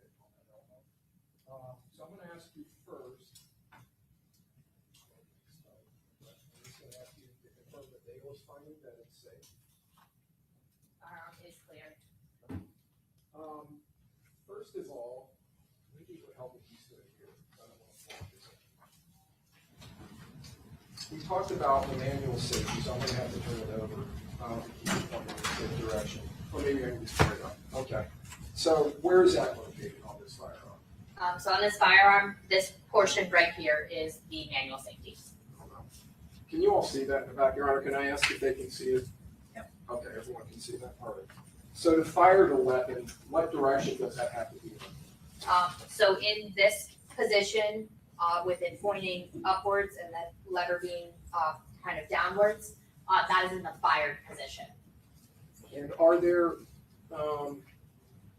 some type of markings, roll marks on this firearm? There are. I know it's kind of dark here. That indicate that is a firing position? It is, yes. Okay. And there's no position behind that, correct? Not on this firearm. So then to place it on safety, you have to push it back this way? That's correct. All right. And to do that, this has to be cocked, right? So I'm going to go ahead and do that. I don't know if that will work or not. This may be keeping it from cocking, right? Yeah. The zip tie. But normally that can come back in a horizontal to the gun and it'll be in safe. Yes, that would be the safe position.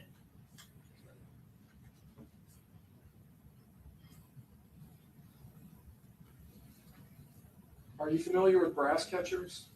I've seen them. Okay. And you're familiar with how they function? Yes. When a brass catcher is attached to a firearm like this, does it go over this area, the ejection port?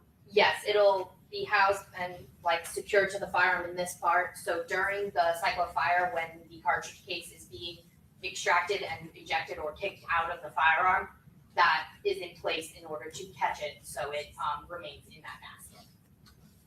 So to fire this gun, what does one have to do? So in order to fire this firearm, the first thing we would do is load a magazine. The magazine would then be inserted into this portion of the firearm right here, the magazine well. On this type of firearm, this part right here is called the charging handle, will be pulled rearward and then let go. By pulling this rearward, this bolt will travel to the back of the firearm. And as you release it, it will come forward, stripping a round of ammunition from the magazine and pushing it into the chamber of the firearm. At that point, the firearm is ready to fire. As long as the safety is disengaged and isn't in a fired position, the trigger would be pulled, the firearm would fire. that gas pressure would send the projectile down the barrel of the firearm, and that gas would then travel backwards and up the firearm to push the bolt, this part of the firearm right here, rearward, extracting, ejecting the cartridge case, and then the spring that's housed in this portion of the firearm would then push the bolt back forward, putting another round of ammunition back into the chamber of the firearm. And that process you just described, from firing going forward to stripping another round off the magazine, is that an automatic process that the user doesn't have to do? That part is. So the only part is the initial charging of the firearm, is pulling the charging in, and pulling of the trigger are the two parts that the user would do. So in that mode, would it be fair to say that the firearm can continuously be fired by pulling the trigger until the magazine is depleted of ammunition? Yes, after the trigger resets, each pull of the trigger will keep firing as long as there's a round in the magazine. But again, the trigger has to be pulled each time. If you can just stay here, I'll go get the other firearm.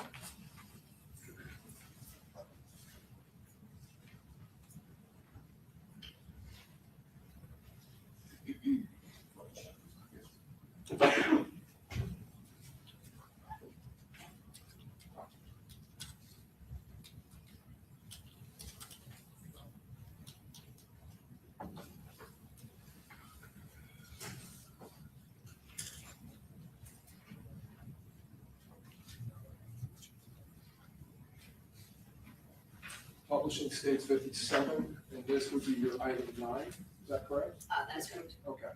Now, I want to ask, the rifle that we were just looking at, that was an AR style rifle? It was. Is this also an AR style rifle? It's an AR style firearm.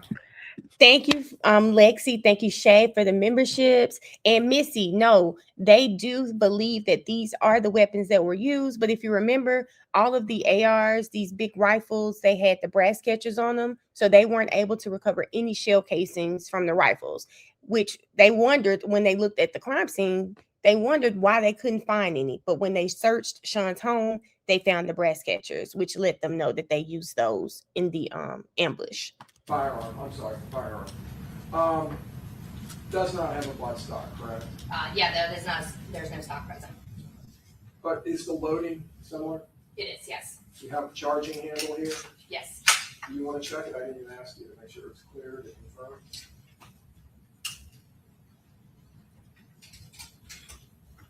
The firearm is clear.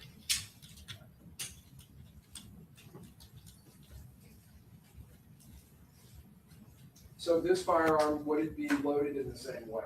It would, yes. And if it was in semi-automatic mode, would it fire and operate the same way as your prior to our item that we just looked at, stage 56? That's correct. Okay. But does this firearm have, in addition to a fire mode, does it have another mode?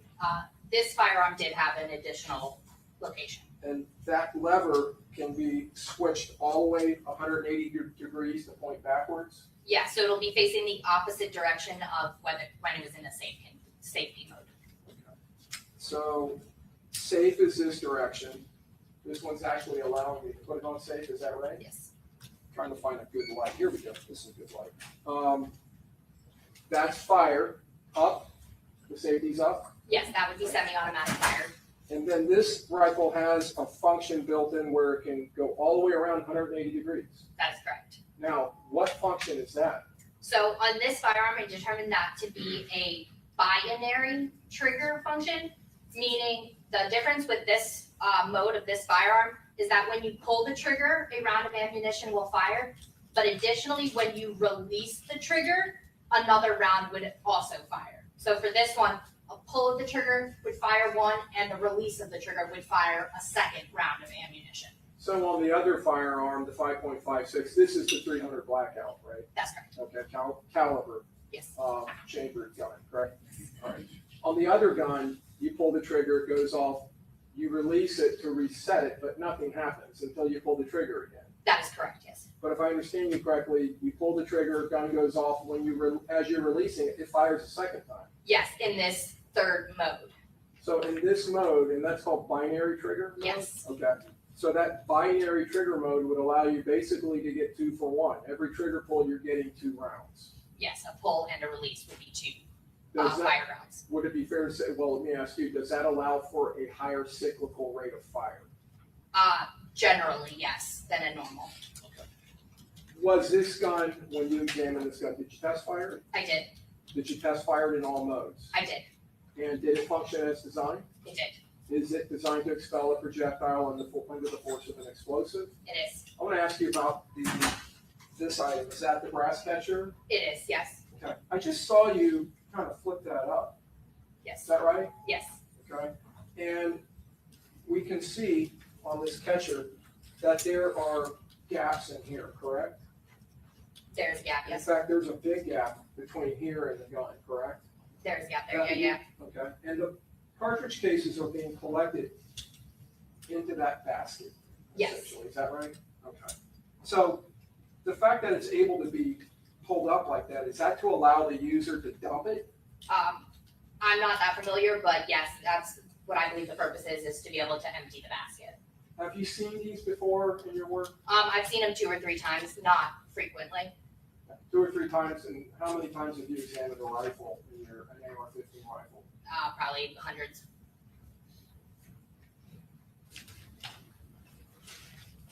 Thank you, ma'am. You can return to the witness stand.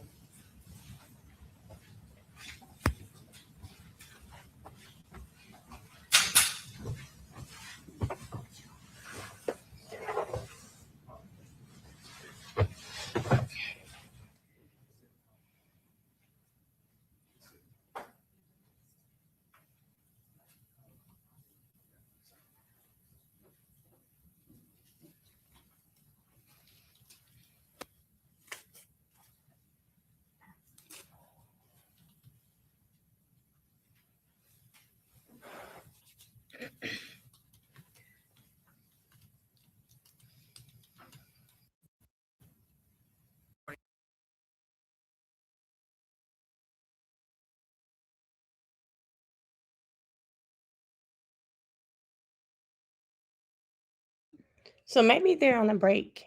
Let me see what happened. Okay, yeah, they're taking a break. All right. I don't know how much longer she's going to be on this stand, chat. Timing of when the tattoos were on him, and so the defense did not want to stipulate that they were done well in advance of this offense. We do have a business record certification with it as well. I'm not going to ask him how he is employed. I'm just going to say during the course of your employment, you do document tattoos as part of your job, and I assume defense is not going to go into the nature and circumstances, since they're asking us, not to bring up prison. But part of his job was to document tattoos. There also was a rap song that the defendant admitted to that was documented and kept as part of these records, where 1,200 members were mentioned in that rap song. So Lexi, he does not. All defense counsel is aware of the nature of his employment. Obviously, I would instructed him that he's not to mention he was with Department of Corrections. But that was part of their organization to keep records of the documentation of tattoos and gang activity. There's some confusion. We will stipulate to the admission of the photographs that were taken by DOC, and we'll also stipulate to a written, I guess it's Well, I think the main thing is the timing, right? correct. We'll stipulate to the Okay, well, time. why don't you guys talk on the break, see if you can come up with stipulated facts. Correct. I specifically asked these questions the other day and was told they were not. willing I to understand, stipulate. but now that we're here, Correct. it appears that now they're open to doing a stipulation. So why don't you guys talk on the break and see if you can't hammer out the terms of the stipulated agreement in lieu of putting the DOC employee on the stand? Because if you're not going to stipulate, then I will have to figure out a way for the evidence to come forward. But a stipulation does seem safest. Correct. I don't know the misconnect, but we will stipulate. Okay, you all talk about the terms, okay? All right. That would annoy me too if literally we talked about it and you wouldn't do it. Now all of a sudden you're talking about I don't know what the confusion is. Like that would annoy me too. I understand. Hey Gina, good morning. Shay, I think she is ready. I just want the state to not drag this witness out like this. Oh my. We already had the little cute officer, the little Marine. We've had him on the stand. He was on the stand for like 3 hours talking about guns, how they work, the different types of guns, the bullets, shell casings. He did all of this. Why? Well, I know she's from FDLE, so I know we have to have FDLE, but if she was coming, why did we have him too? I just don't get that, but okay. I don't get it, but okay. And if we had him, her testimony should not be as long, right? It shouldn't be as long. Well, Gina, we've been here. I think they started quite a little bit before 9, so we've been here for almost 2 hours now. Well, I wouldn't say you lose any credibility personally. It's just that I'd hate for them to go through all of this. And then we already know through the opening statements, the weapons didn't match. But I love that he's explaining those brass catchers so that the jury can understand why they had no shell casings. Hey, Bray. Yeah, if they can understand why we had no shell casings, then okay, great. But why don't we just kind of get to that? He's acting like Attorney Wise wanted to go through these intricate details. Well, honestly, let's get to the meat and potatoes. You have done a great case so far. We know that they've done it. You've presented that evidence. You have met your burden. Why do we have to go through this? Hey, Mika, good morning. But yeah, I wouldn't say that they're losing credibility because I think we've already pretty much established they had brass catchers, right? But these were the weapons, and these weapons do look very similar to the ones we see in the video. So I would like to know their family history. You know whose history I want to know about, Shade? Do y'all remember they kept asking Robert Howard about PCE? Yesterday during testimony with the gang expert, they kind of hinted to the fact that Robert Howard's family members were PCE. Like, did he have family involved in this RICO or close associates or something? So I would like to know how that worked because it almost sounds like Robert had no choice. He was going to be in this regardless. And then also he mentioned in this interview that I saw that Bibby would spend the night at his grandmother's house with him a lot. Almost as if Bibby was homeless. And I just think when putting all of this together, these children, they're just lost. There's no direction. Shay, I always wonder, how did we get here? How did we get here with these children? Bibby was very young, and when you're listening to this, this Jacksonville, these TikToks and YouTube videos, this is the normal life for these children, 15 years old. They are wanting to kill, wanting to murder people, and I don't get it, but I'm especially kind of wondering, where was Robert's mom? Was his mom, did something happen to his mother? Was she there? Were they both living with the grandmother? Foolio's mom, we can hear from Foolio's mom testifying that, she's pretty much she's worked jobs. He didn't have a tough life, right? Well, it doesn't look like that. But somehow this became who he became who he was. Now, I don't know if he was out here harming people, but he became who he was. Hey, Candy Girl, he became who he was. Rashad, Davion, how did they get to this place? I think Robert tugs at my heart, girl, because he seems very respectful. And honestly, looking at Sean and Isaiah, I'm like, man, they just threw their life away. Davion, someone put in my comments, I just want to give him a hug. And I was like, girl, You talking about Big Davion in that courtroom laughing all the time? He just doesn't seem fazed. He doesn't seem phased. Rashad, you can't really get a read out of him. Oh, hold on, y'all.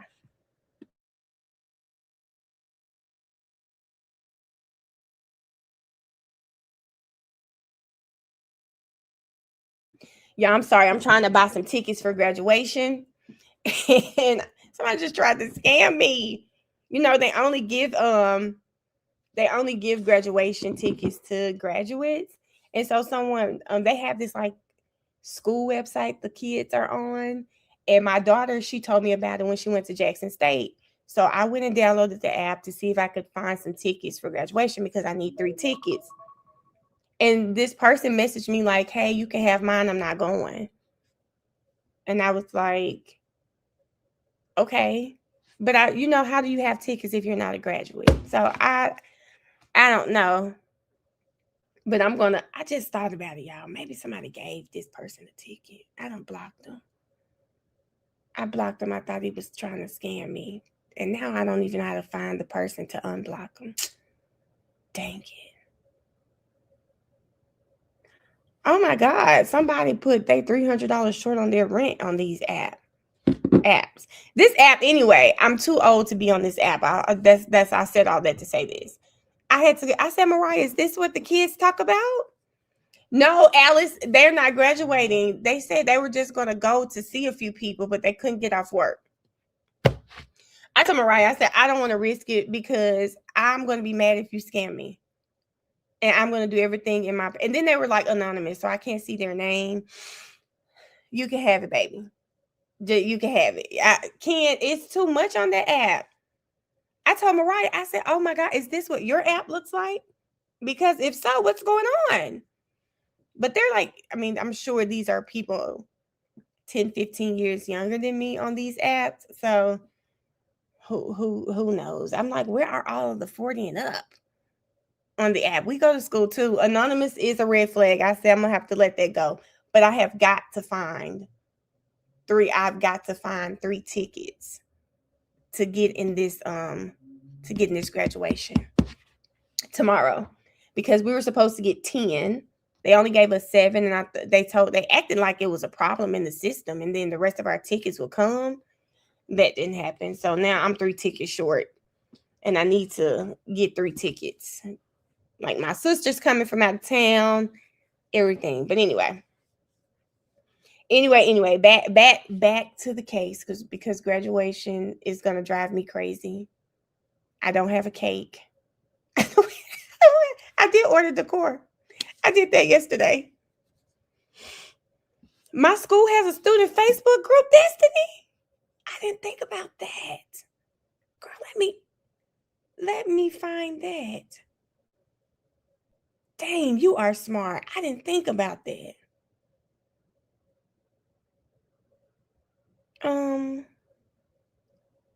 I didn't think about that. I'm gonna go to Publix for the cake. Y'all, thank you for this. Groups.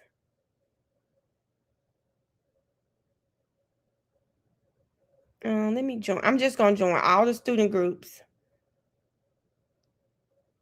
And let's see.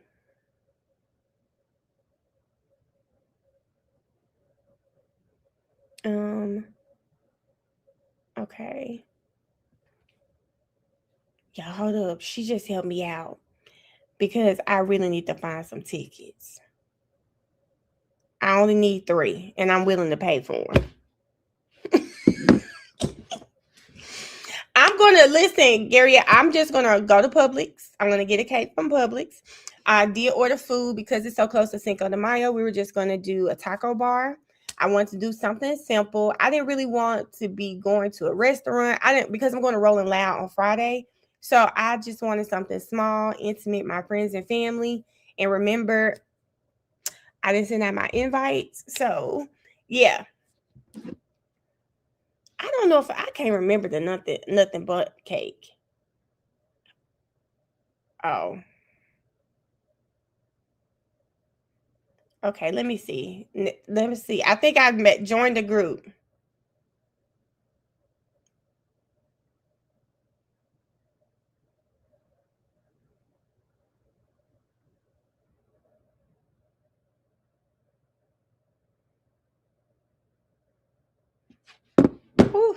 Thank you. Thank you, Destiny.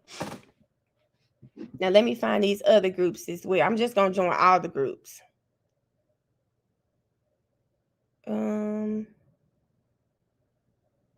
I joined that one.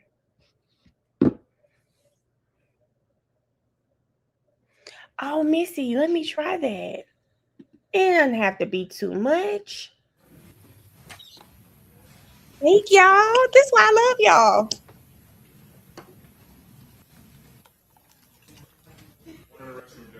Okay. I just realized, y'all, I'm gonna turn my laptop on, and I can stream my graduation from my YouTube. I need to maybe I'll just have it on. I don't know how I'm gonna do that yet because yeah, maybe I'm gonna get somebody to stream my graduation from my YouTube. That's what I'll do. Y'all see, yes. I'll get my daughter to do it before she leaves the house to turn the graduation on my I'm gonna get her to do it. I'm gonna make sure she does that, stream the graduation. I'm gonna go ahead and get the flyer made. I need to make sure I have it.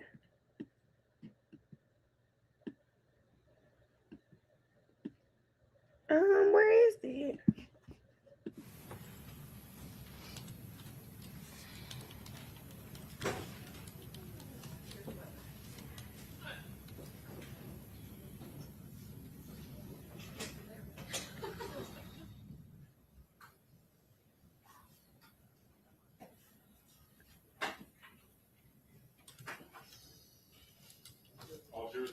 Okay, very good. Everyone have a seat.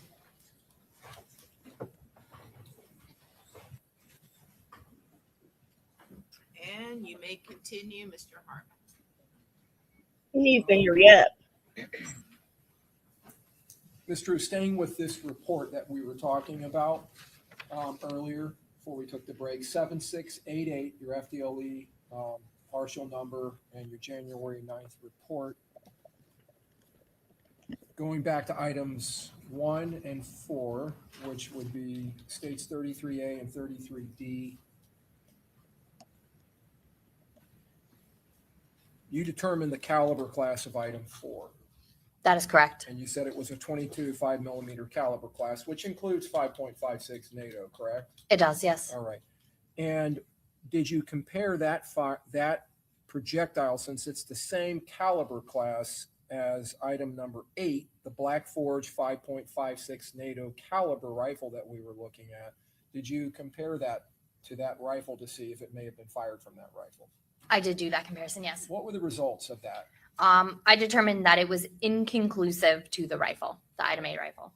So being inconclusive, is it still possible it was fired in that rifle? I mean, it is possible, yes. There's just insufficient detail.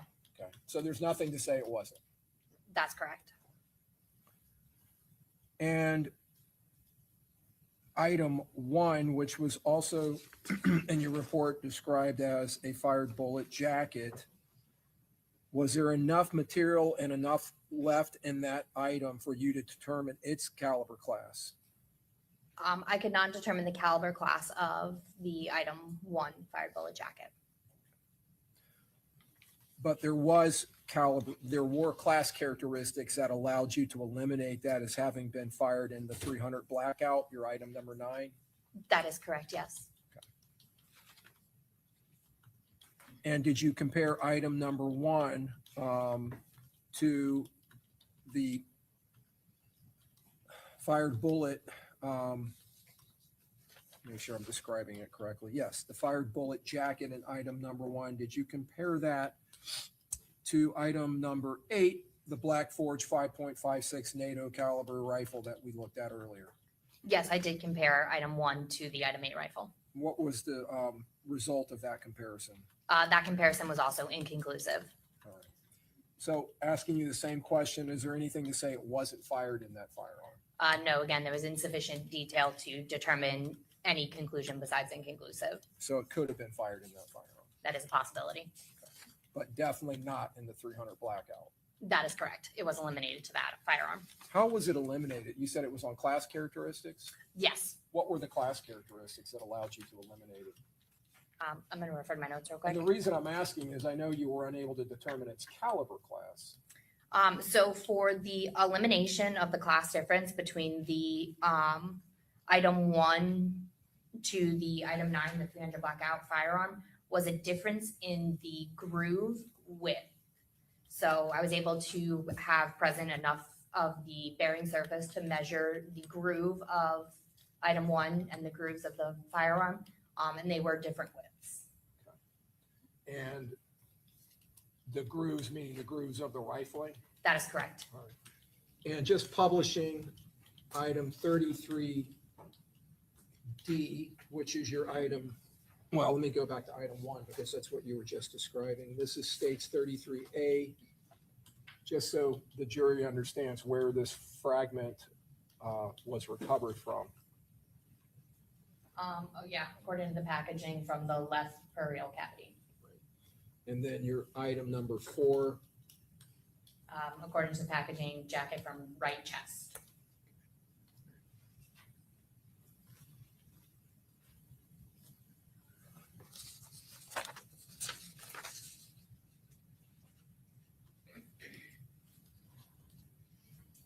I'm going to go to a January 9th, 2025 report, and this is going to be under, again, your 7633.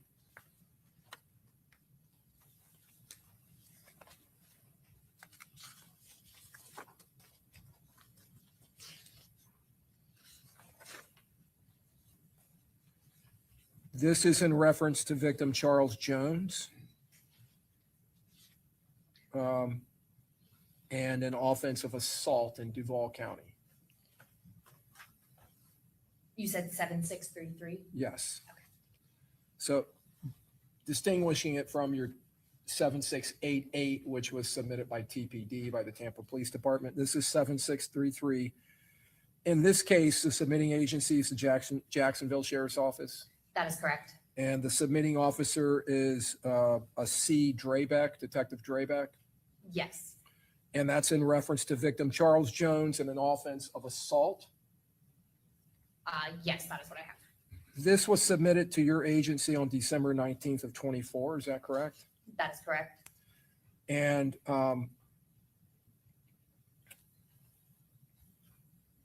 was this a group of several items contained in one package? Yes, this came in as one FDLE item number that had multiple items in it. Okay. And were those individual items then individually given an individual item number reference at number 1? They were, yes. Okay.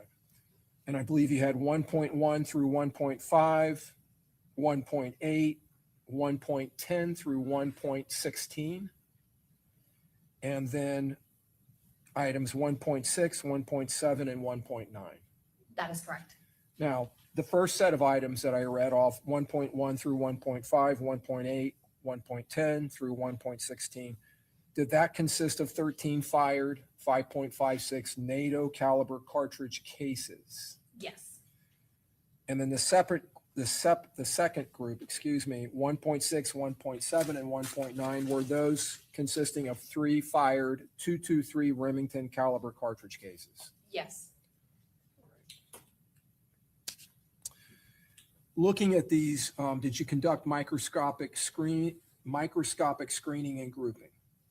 Yes, these items were screened. And what were the results of that? So I determined that the items 1.1 through 1.16, the cartridge cases were microscopically screened and grouped together based on similar characteristics. Using one of those, and let me go to your packaging here. This is going to be states 50.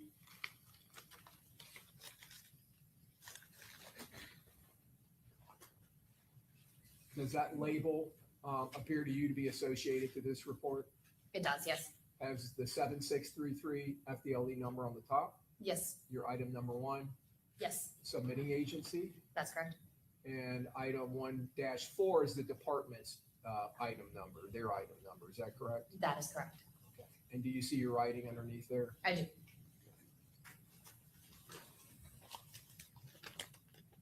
Contained within this, and we can see inside this package, are several smaller envelopes. Is that accurate? That's correct. And just picking one out, this would be your item 1.11. Let me see if I can get it. There we go. 1.11, Yes, and that's your initials and the case number. it is, yes. So each of these individual shell casings are placed into an individual envelope. In this item, yes.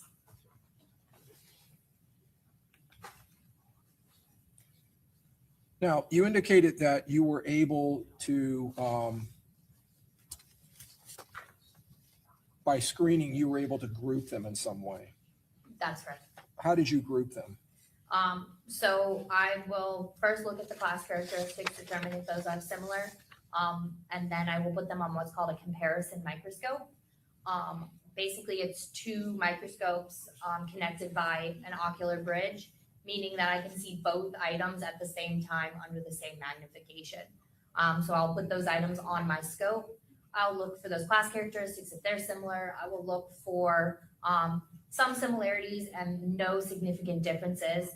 If there's no significant differences and I'm seeing some similarities, I can go ahead and group them together, screening them together. This is not a full identification saying that they came from the same, but there is similarities that indicate that there's the potential that these came from the same gun. Now, did you take one of your item numbers, which would be 1.1, which you've labeled as one of the 13 5.56 NATO caliber cartridge cases, that 1.1? And did you go back to the previous report that we were just discussing, 7688, which was the submissions from the Tampa Police Department? Yes, I did do a comparison there. And did you compare that 1.1 cartridge case, which is a 5.56 caliber cartridge casing, did you compare it to item number 8, which is the, I'm sorry, make sure I have the right item. Item number 8, which is the 5.56 NATO caliber rifle, and the 7688 submissions from Tampa Police Department. I did do that comparison. What were the yes. results of that? I determined that the item 1.1 cartridge case was eliminated to the item 8 rifle submitted in FDLE case number 2024-0307688.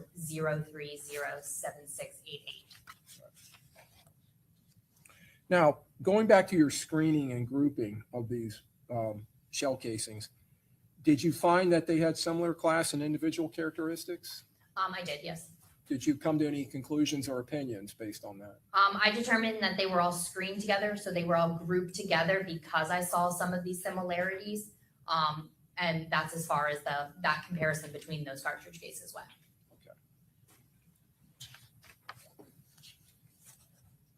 So now I want to move on to, and we'll come back to this report. I want to move on to FDLE number 4099. And I'm just, again, giving you the 4 last digits in your FDLE number. And a January 9th, 2025 report. Are you at that report, ma'am? I am, You have it in yes. front of you? Yes, Okay. Now, in this situation, is this a report involving submissions by the Jacksonville Sheriff's Office? it is, yes. And were the submissions sent in by a Detective Drabeck again? Yes, it was. All right. And did you have an item 2, which was a collection of several items contained within a package? It was, yes.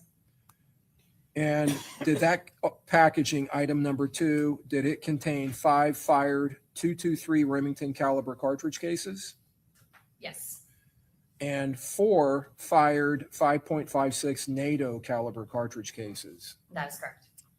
And were those sub-labeled? They were, yes. I believe you have a 2.1 through 2.3, a 2.5, and a 2.8 that labels all of the 223 Remington, That is correct. okay, cases. And then for the 5.56 NATO cartridge cases, 2.4, 2.6, 2.7, and 2.9. Is that That right? is correct. Okay, all right. And did you conduct a screening of those items? I did, yes. And were you able to group them in some way? I determined and was able to screen items 2.1 through 2.9. Were all screened and grouped together.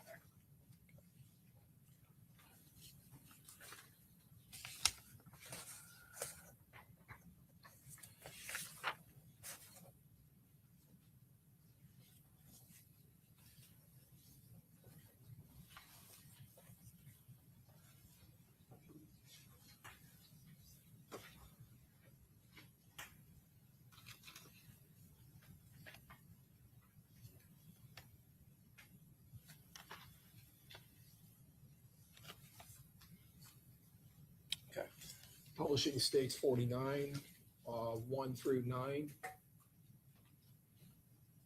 Does the labeling on this exhibit appear to match up to that report? It does, yes. Has your 4099 FDLE number, Yes, item number 2, yes, and your handwriting is below the label? it is. Okay. And you have 2.1 through 2.9. That is correct.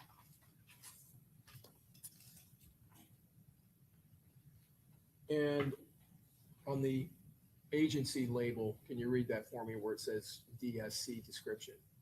223 caliber casings from Black Box.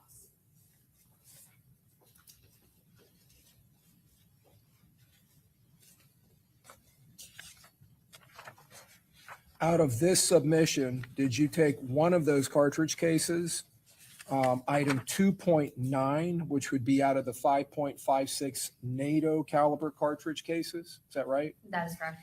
Did you conduct comparisons between that cartridge case to item 1.1 cartridge case submitted in the 7633 report that we were just talking about previously? Yes, I did do a comparison there. And just to remind the jury, the 7633 report deals with an assault on Charles Jones. Is that right? Yes, I believe so. So taking the shell casings that were submitted that came from a black box and comparing it to shell casings from reference an assault on Charles Jones, and you conducted an analysis of the two? I did. Did you determine whether they were fired from the same firearm?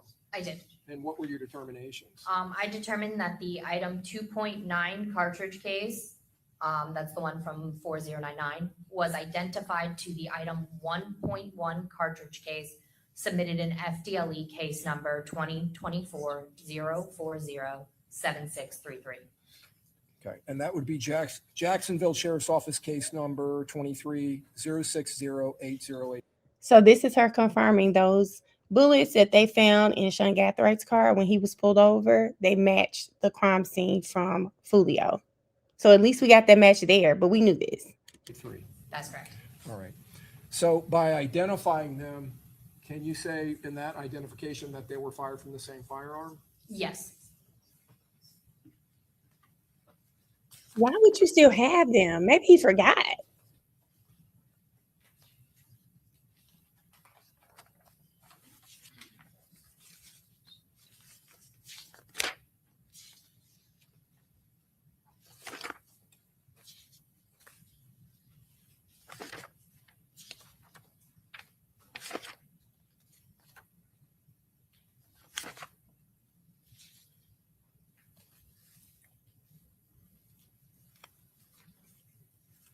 When you are making that identification of those two groups, those two shell casings from those two groups, you indicated earlier with fired projectiles going through rifling, you talked about the individual characteristics. Where are you looking on these cartridge cases for those individual characteristics? So for cartridge cases, we're looking in mostly that primer area, but there are areas outside the primer. But on the primer area, we had what's called breech face marks. So that occurs when the cartridge case comes in contact with the breech face, it slams back into it. and the details from the breech face is slammed onto the head area of the cartridge case. Another area we look at is the firing pin impression. So when that firing pin strikes the primer, it creates that indention, and within that indention, there's individual marks that occur due to wear and tear, due to the manufacturing process. And we're looking in, those are our two like common areas that we're looking for. And then there's a few other fired in areas we can look for individual detail. Is there an aperture area that you're looking at, or marks left by the aperture? Yes, there are some type of firearms that create what's called a aperture shear.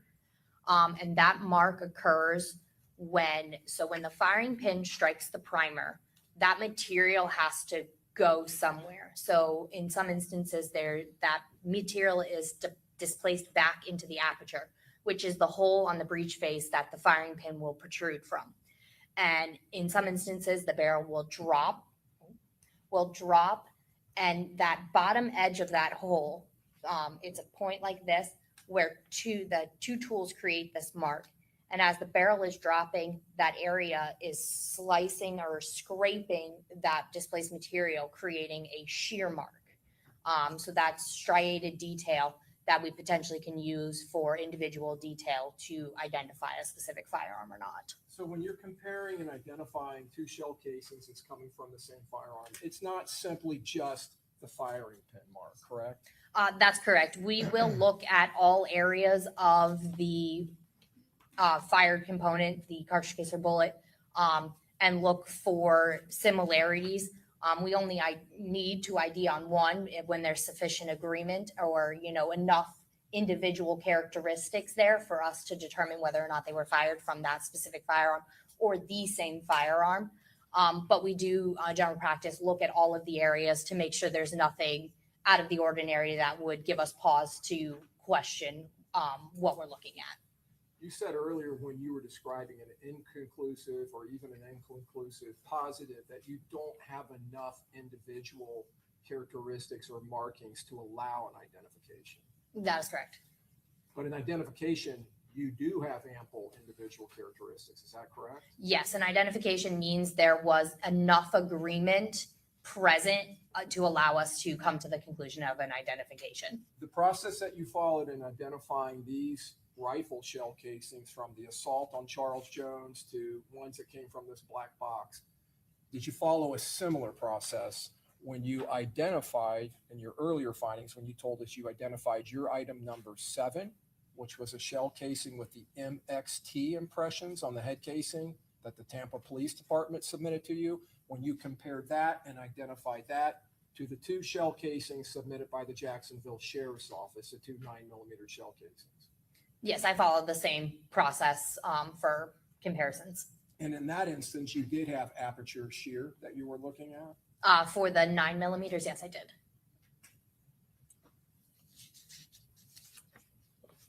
So I'm going to move on to your a report that you have dated of March 30th and March 20th of this year. Some follow-up work that you did in this case where items were submitted to the FDLE laboratory. Are those 2 reports related? They are related, yes. Do they essentially have almost all agreement as far as all of your work and findings in both of them? Yes, there's just one additional item on the March 30th report that was missing from the first report. Okay. And was that in fact some fragments or pieces of lead that were in the submission? Yeah, there was a missed lead fragment that was later examined and determined to have no value. So I'm going to go to your March 30th report. Do you have it? If you can pull it up, you have it in front of you? I do. Okay, thank you. This is under your the same TPD number that we've been talking about throughout, 7688. That is correct. So I'll ask you, on February 24th of this year, did Juan Ramos again make submissions? He did, yes. And on March 5th of 26, did Detective Joshua Kennedy from the Tampa Police Department resubmit the 2 rifles, your items 8 and 9? Yes. Okay. And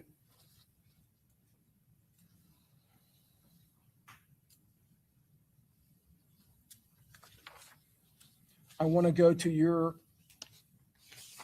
outside of the rifles. We'll start with that first. The other items. This would be your item 10 through 16. So items 10 through 16 and item 12 and 13, were there more than one items under those two items? Correct. Items 12 and 13 had multiple items in their singular FDLE item number. And were they labeled 12A, 12B, and similarly 13A, 13B, et cetera? They were, yes. Okay. So I want to go to item number 10. What was its description? Item 10 was one fired bullet jacket.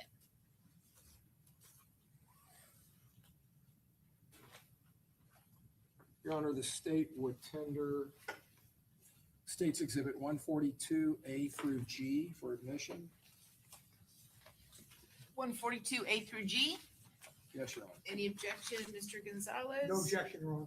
Mr. Sonardi? Objection. Mr. Wise? Renew, previously litigated objection. Okay, and Mr. Petrides? Okay, admitted. So I'm going to publish States A. Is this your item 10 packaging? Yes, it is. Do you see the FDLE number and your item number on there? I do, yes. And let me move the exhibit panel here. You have your handwriting, is that correct? That is correct, yes. And you've described that as a fired bullet jacket? That is correct. 142B, you see the same label, same numbers, and this is now your item number 11, That is correct. and your handwriting? Yes.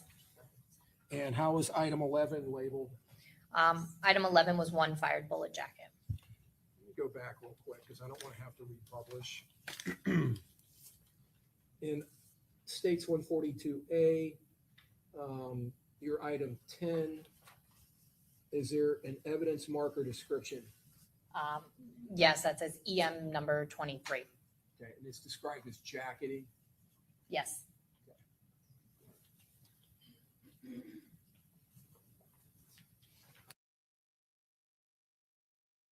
Yeah, I get it confused, but I thought the 9mm shell casings that were found in the car when they pulled Sean over matched Foolio.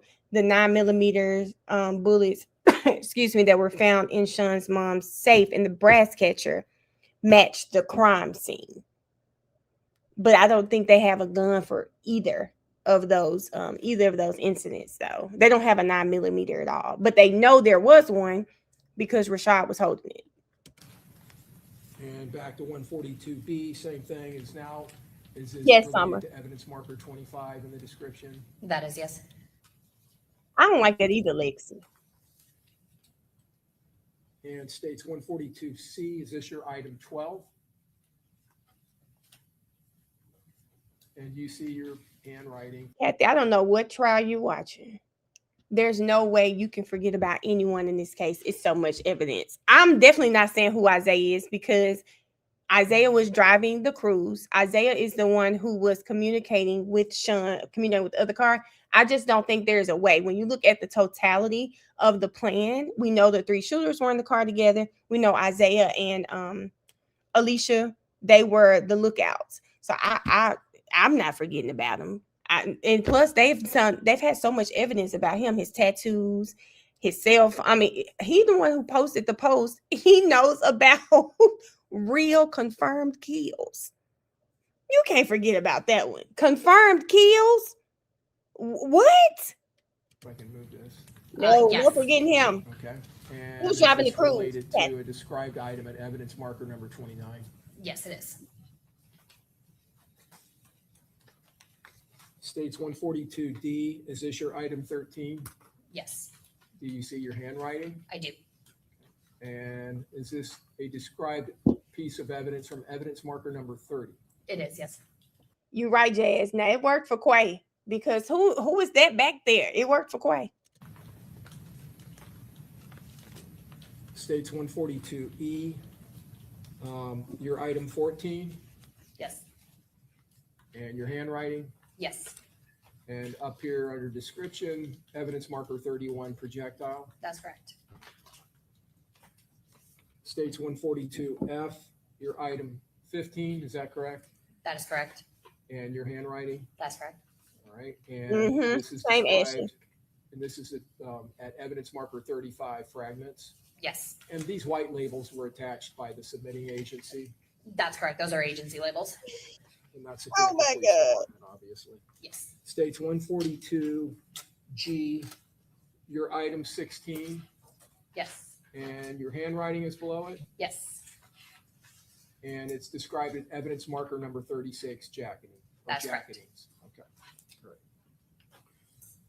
So going back to, we've described 10 and 11, evidence marker 12, you had a 12A, a 12B through G, a 12H, and then you described a one unknown apparent metal fragment not examined.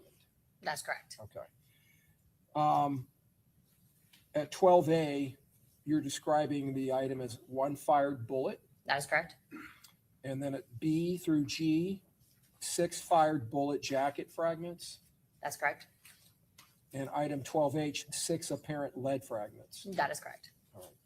And then item 13, again, this was the other item that had several items contained within it. Yes, At item 13A, 1 fired bullet jacket. that's correct.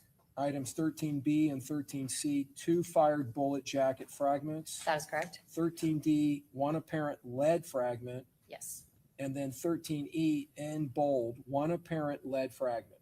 that's correct. Was that the additional lead fragment? It was. That was not in the previous report? That is correct. All right. And it was of no comparison value? That is correct. Item 14 is 1 fired bullet. That is correct. Item 15 is 1 fired bullet jacket fragment. Yes, All right. And item 16, 2 fired bullet jacket fragments, 16A and 16B. So I guess there was a third item that had 2 items. yes, sorry. Okay. All right.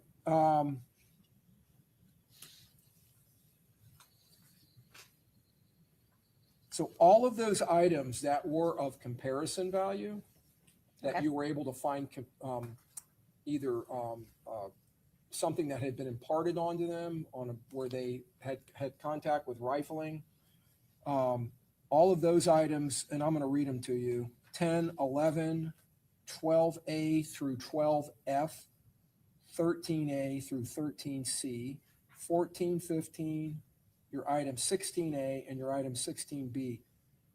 Were those compared to the item 8 and 9 firearms, the two, the 5.56 NATO rifle and item 8 and the 300 blackout auto loading firearm, just going by your description, and item 9? Were they compared to them to determine if they may have been fired from them? There was a comparison done. Okay. And were they eliminated? They were eliminated. And how were they and why were they eliminated? So all of those listed items were eliminated to both the item 8 and item 9 firearms based on a difference in their class characteristics. Did that include on some of these items different caliber class? There were 2 that I could determine caliber on. So that would be a difference between those items and the firearms. But the remaining items were different class based on their rifling type. Okay. So would it be fair to say that all of them that had rifling on them that you were able to determine rifling type were different than the rifling type in those in the rifle in 8 and the auto loading firearm in 9? Yes, all of the items that I determined had value in this instance were eliminated to those 2 firearms. Okay. The rifling in the rifle, the 5.56 rifle, your item 8, and the 300 blackout auto loading firearm that the jury got to see. What type of rifling do those 2 firearms have? So both of those rifles have what's called conventional rifling.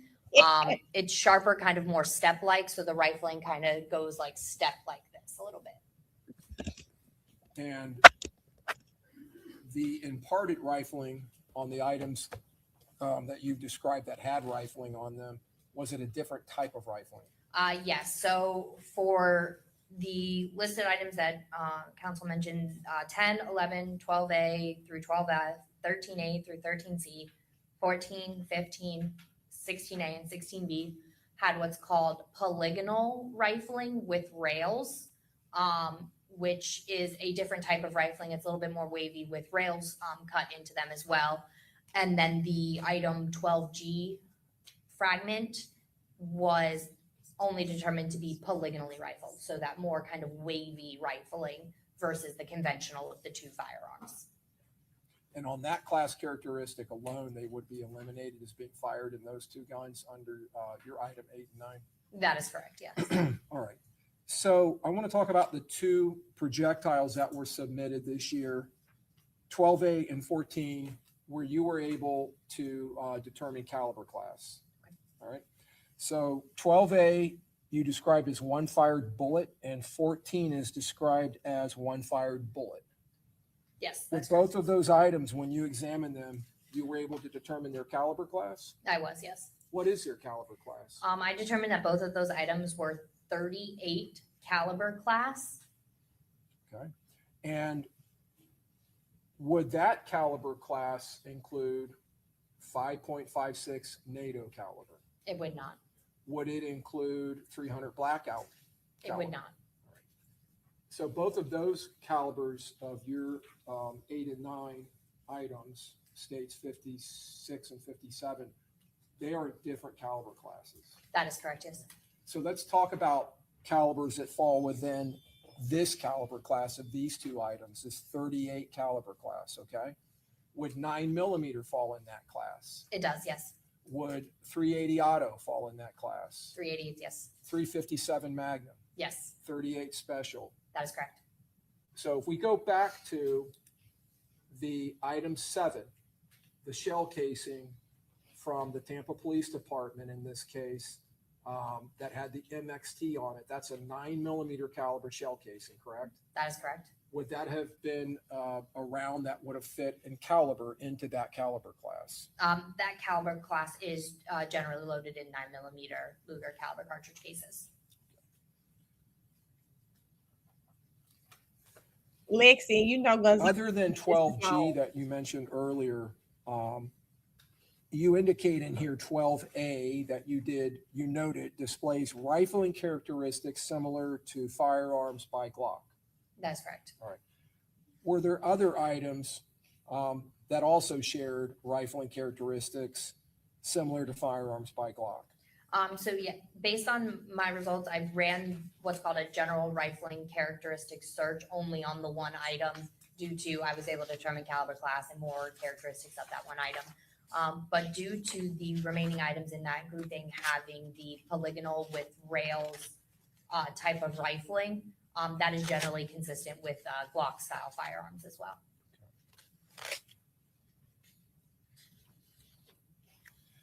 Did you conduct microscopic screening of these items?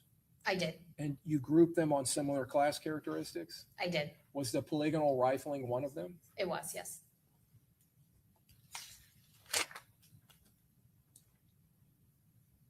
Would it be fair to say that, well, let me rephrase that.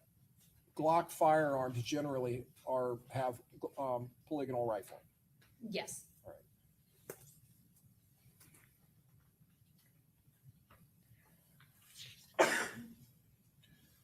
The two that you were able, 12A and 14, to determine the caliber class, why weren't you able to determine that with the others?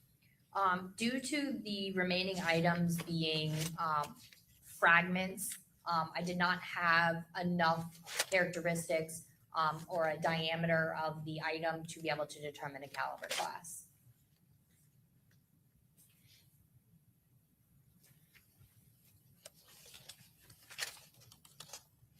So even though you noted 12A in your report as having, and I want to read it the way you have it written, rifling characteristics similar to firearms by Glock, among possible others, several of these others also had the same thing, correct? Yes. In your examination, you determined that? Yes, due to the polygonal rifling with rails. Okay. Now, polygonal rifling with rails, Can you further discriminate and distinguish between generations of Glock firearms as far as that rifling? Based on my experience and what I've seen, the polygonal rifling with rails is with the Generation 5 Glock firearms or newer. Okay. All right. 12G, that item, 12G, was that also a situation where the item itself did not have sufficient amount of rifling to allow you to determine if it was polygonal with rails? Due to that item, I was only able to determine that it was polygonally rifled in order to be able to do the elimination. Due to the size, is it possible there could have been rails? Yes. Is it possible that it was just polygonal rifling? Yes. Due to its size and its condition, I could not determine anything further. All right. So it's possible that could have also been fired in a Generation 5. Glock It's a possibility. All right. And because you didn't have enough material, I guess, or enough bearing surface that was imparted, I don't know how to phrase it. Maybe I'm not doing it very artfully, but and you were only able to say it was polygonal.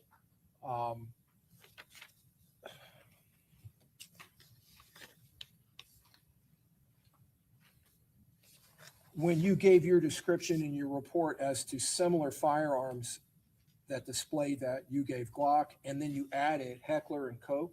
Is that correct? That is correct. For the record, that's Heckler and Koch. That is a German manufacturer? I believe so. All right. And among others, you wrote too. That is correct. Okay.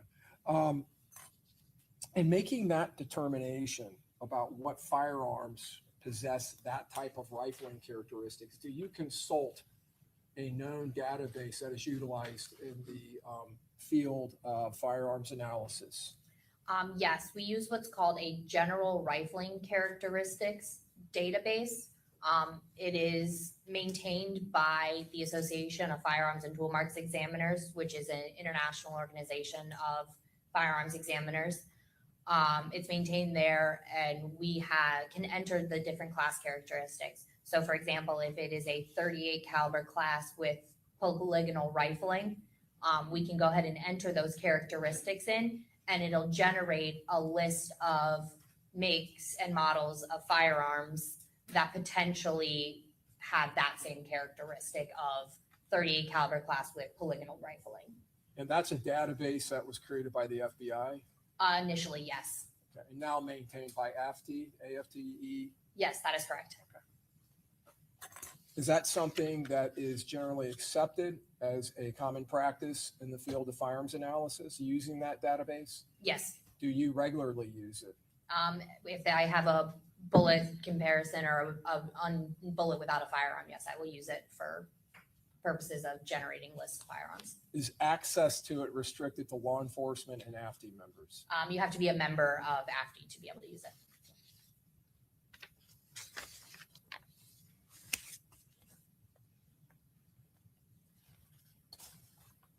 But other than 12G, the other items where you found the polygonal rifling with rails, that is consistent with being fired in a Generation 5 Glock pistol, or possibly a Generation 6 or newer generation. Based on my experience, that's the type of firearm that I've seen it in, that I'm most familiar with of it coming from a Gen 5 Glock. And just for the record, the Generation 6 has been introduced within the last year. Yes, I believe so. I don't have no experience working with the Gen 6 one yet.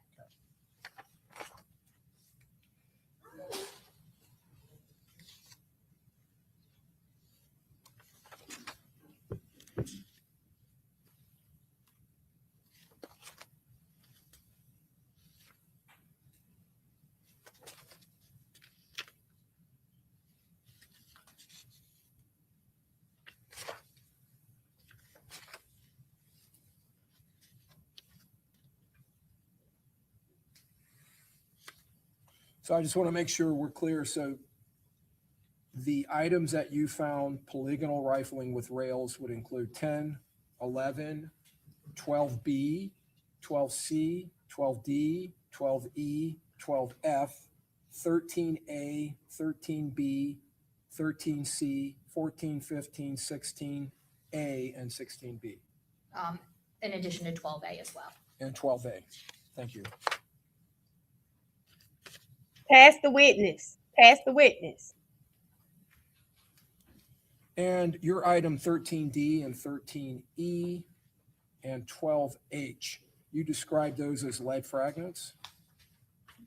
That is correct. And did they display or have any type of rifling imparted on them or any rifling characteristics? No, I determined they had no value. Would they be similar to your items 3 and 4 in the previous submissions that were lead core? Yes, for these, they could be parts of that core or other lead material that broke off. They're all smaller fragments. If we had a Generation 5 Glock with polygonal rifling with rails, would you be able to determine, or would you be able to at least conduct analysis to determine if there was enough individual characteristics that those projectiles that we've discussed were fired from that firearm? If a firearm was submitted that matched the class characteristics, comparison could be conducted. Can I have one moment, Your Honor? Yes.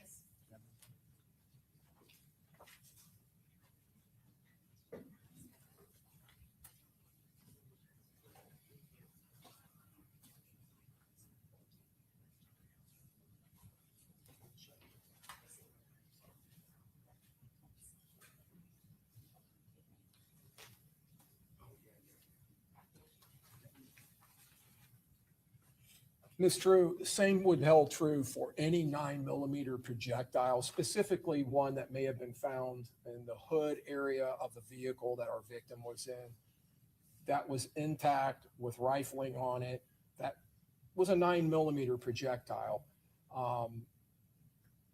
If we do not have the firearm to compare it to, I mean, it couldn't be compared, right, to a firearm unless we had it to send to you. Yes, I can do comparisons of projectiles to projectiles, or if it needs to be identified to a specific firearm, I can't do anything unless we have the suspected firearm or suspicious firearm. I'll tender the witness, Your Honor. Okay, Mr. Gonzalez, do you have any questions? Your Honor, I don't have any questions. Okay, Mr. Sonardi, No questions, Your Honor. Mr. Wise, Yes, thank you.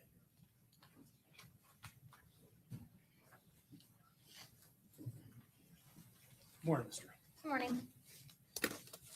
I want to go back first, kind of over the process you administer in a case like this, and really the field in general. Okay.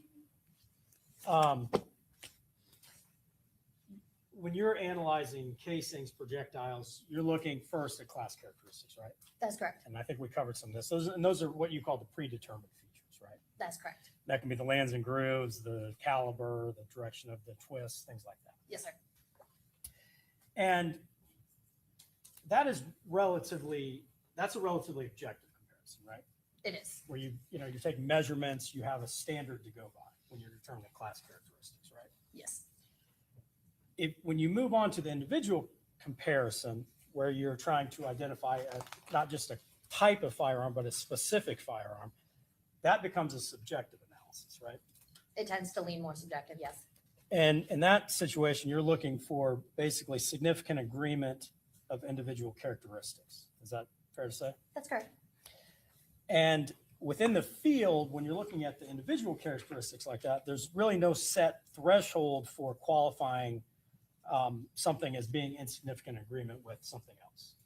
We don't have a set number. However, during our training, we look at thousands of comparisons of items that are known to come from the same firearm and items that are known to come from different firearms, including makes and models that are the same, to determine, that we are able to distinguish these differences and these individual characteristics. And you yourself, in doing this for a number of years, you've kind of developed your own threshold that you kind of hold yourself to, correct? That's correct. But within the industry, that's not really the case. Unless someone like you does that, it's really up to the subjective work of the specific examiner. Is that correct? Each examiner does develop their criteria. The more they see, the longer they do it. But however, all of our training indicates, comparisons of known and known non-matches in order to develop a suitable criteria to make these conclusions.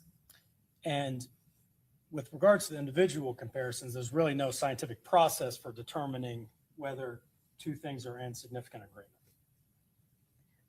Can you, I don't Well, understand yeah, what you're saying. Really, when you're determining whether two items are in significant agreement as to individual characteristics, it's really based on the examiner's eyes, right? So what we're looking for is the overall pattern agreement of the detail present. So yes, we are using our eyes through our comparison microscope. That allows us to see two items at the same time under the same magnification. And we're looking for this agreement of the detail. So it's the overall pattern of the knowns that we create with the firearm to see this. And if we don't have it, we're looking for that repeated pattern between the two items of evidence submitted. And via our training, we see all of these different types of, yes, this is enough for an identification because we've seen what is needed to know that these came from the same firearm and what that requirement is for the appropriate quantity and quality of an identification. Now let me jump to this case. Of the items submitted to you by Tampa Police Department, and I'm going to talk to you first about the different projectiles. We heard earlier in your direct about a report from January 9th of, I think it was 25, where you analyzed, I think, 4 potential projectiles that were submitted. Is that right? That is correct, yes. And of those, 2 were sufficient for comparison purposes, correct? Yes, 2 had value. And there were 2, they weren't full bullets, but they were 2 bullet jacket fragments, correct? That is correct. But there was rifling on those fragments, correct? That is correct. And because of that, then you were able to compare it. Yes. And in that instance, with those 2 projectiles that you were able to compare, you determined they were inconclusive to each other. To each other, yes. So you can't say whether or not they were fired from the same firearm. No, due to their condition, I was unable to determine if they were fired from the same firearm. And we covered this, but one of those 2 you were able to determine at least was a .22 caliber class, right? Yes, The other one you were not able to determine a class. that is correct. So you can't say whether that one was even. I mean, we can't say they were fired from the same gun. We can't even say they were fired from the same caliber gun, right? For that instance, they did have similar class characteristics, and in that instance, like similar landing groove widths.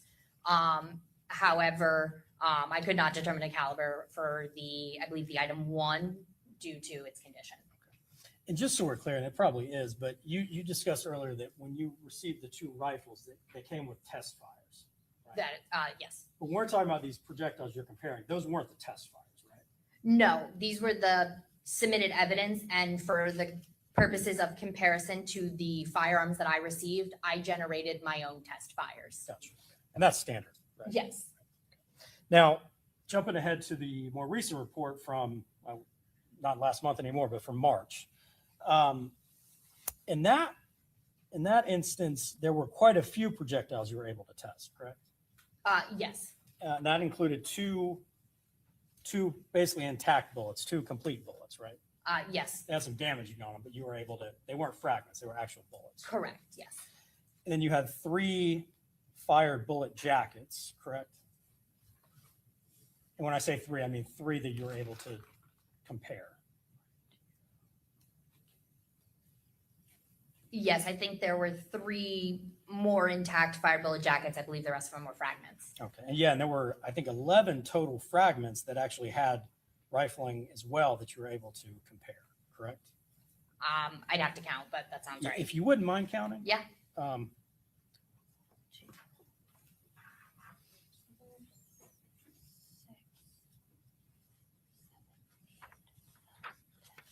Yes, I do count 11 fired bullet jacket fragments. Okay. So between the 2 TPD submissions, there are 18 total projectiles that had enough rifling on them that you were able to compare. I think there's 2 from the 2025 report, 2 bullets from 2026, 3 jackets, and 11 fragments, which, if my math is correct, is 18 total projectiles. I believe so, Sound yes. right? Okay. I won't hold you to the numbers, my math's wrong. Okay. Of those 18 projectiles, all of them were eliminated from having been fired from that 300 blackout that you showed the jury earlier, right? The initial two, you said to the 300 The blackout? 300 blackout. I apologize. Yes, I believe all of them were eliminated to the 300 blackout firearm. And of the submissions from Tampa PD, those 18 that you're able to compare, none of those, there were some you weren't able to determine caliber class, but of what you could determine caliber class, none were 300 caliber, correct? That is correct. And then again, of those 18, all but 2 were eliminated from the 5.56 that you showed the jury earlier, correct? Correct. All but the 2 that were inconclusive were eliminated. And the 2 that were not eliminated, they were inconclusive, right? That is correct. And you discussed earlier, you have inconclusive positive, inconclusive negative, inconclusive. That's correct. These were just inconclusive, right? That is correct. So you can't come to any conclusion as to whether they were fired from that 220 or that 556 that we saw. That is correct. They lacked any sufficient detail. Now, of the 16 projectiles on that report from this year, you talked earlier about basically 3 different types of rifling, right? Yes, Conventional, polygonal with rails, and polygonal. that is correct. And I think you kind of covered this, and correct me if I'm wrong, but you talked about lands and grooves some in your That's direct, right? Lands and grooves is really like more connected with conventional rifling, correct? There are lands and grooves in polygonal rifling as well. It's more described kind of as like hills and valleys rather than like the step that you see in conventional. Okay, good. That was gonna be my next question. Are they more like hills and valleys? Okay. So that's, and conventional rifling is much more common in the firearm world, correct? I do see conventional rifling more frequently, yes. And you're able to make comparisons with conventional rifling to determine or potentially eliminate, a projectile having been fired from a rifle or a firearm, right? I can do that with any type of rifling. I can determine. But the markings, the rifling left on something fired from a polygonal firearm, it's quite a bit different than the markings left on something fired from a conventional rifle firearm. Is that correct? They do mark a little differently in the aspects of how it is, but we are still able to make identifications on them. They still have the machining processes that develop the individual characteristics in their barrels that allow us to look at that individual detail to make comparisons and identifications. Right, and that was kind of the point I was going to be getting at is it's pretty easy to distinguish between something fired from a polygonal firearm and something fired from conventional, right? And by that, I mean, it's easy if something's fired from a polygonal rifling firearm, it's pretty easy to eliminate that from a firearm that has conventional rifling. Oh, yes. Yeah, I should have just asked that question to begin with. Sorry. That's okay. My fault. So of the vast majority of the projectiles from the 2026 report, they showed having been fired from a polygonal with rails rifled firearm. That is correct. And that's generally a Glock, right? In my experience, yeah. There can be some other, maybe some obscure brands, but of the major brands, Glock is the one that uses that. That is correct, yeah. And then one of the others, 12G, you found polygonal, not polygonal with rails. That's correct. And you said that it's possible it could have had rails, but you did not. And that one, all you could say was polygonal. That is correct, yes. And polygonal is used by some of the older Glocks, and then of the major manufacturers, also H&K. Yes.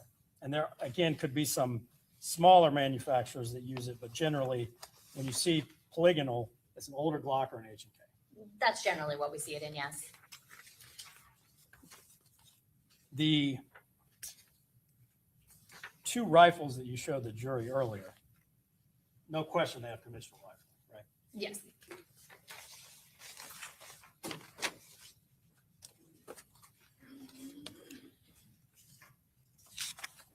The all of the projectiles that you were able to determine caliber for in the March 2026 report, again, I think we covered this pretty clearly, but those were all 38 caliber class, right? Yes, the 2 that I could determine were 38 caliber. Which is also 9mm, right? It could be, yes.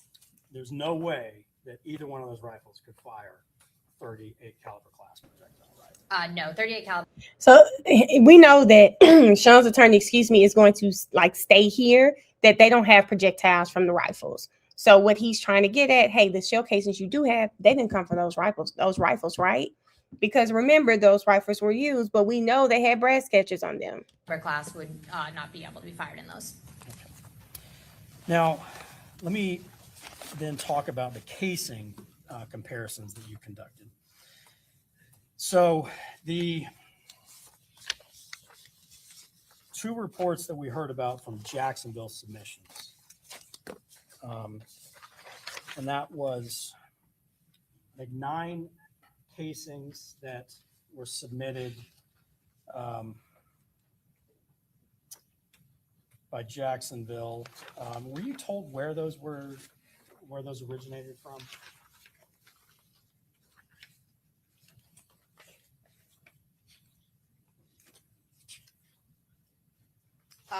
I have, the only indication I have of location is on what's called our case tracking form, and I have it in the description from black box in juicy bag, and that's all the information I was given. Okay, so that may connect back to some things that the jurors heard about, but that's what you have for those. And then what you did in that case is you compared those casings to each other, correct? In this instance, these cartridge cases were only screened with each other. And that was gonna be my next question. You just did a presumptive examination. Correct. Yeah, basically. So I determined that they potentially could have come from the same one based on their class characteristics and some similarities, but full micro was not performed on these. And to make an identification, you would have to do a full microscopic comparison. That is correct, yes. And then the same thing with the, I guess it's 15 casings that you were also, they were also submitted to you by Jacksonville that went back to an October 2023 alleged offense. Those casings, you again only did a presumptive examination, correct? Between the casings submitted and just here, yes, these casings were just screened with each other. And in each of those instances, when you did the comparison of the casings to one another, you just used one case from each group. Is that correct? That is correct, yes. And in that instance, then you were the one that you selected from the group and the one you selected from the other group, you were able to identify them as having been fired from the same firearm. That is correct, yes. But then the other, I guess, the other 8 and 15 from each group, you did not do any further testing on. Correct. Now, when you make an identification like that to say these were fired from the same firearm, you can't say they were fired from the same firearm on the same day, right? Oh, correct. Yes, I can only say that they were fired from the same firearm. I don't have any information or any ability to say when they were fired. They could have been fired 5 years apart. Yeah, I can't speak to that. Now, both of the casings that you took from each of those groups, you also compared to the 5.56 that you showed the jury this morning, right? That is correct, yes. And you eliminated both of those casings as having been fired from that firearm. That is correct, yes. Now, we talk about the 9mm casings that we heard about. May I approach, Madam Clerk? Yes. Yeah, I don't, did you get all your exhibits back? Okay.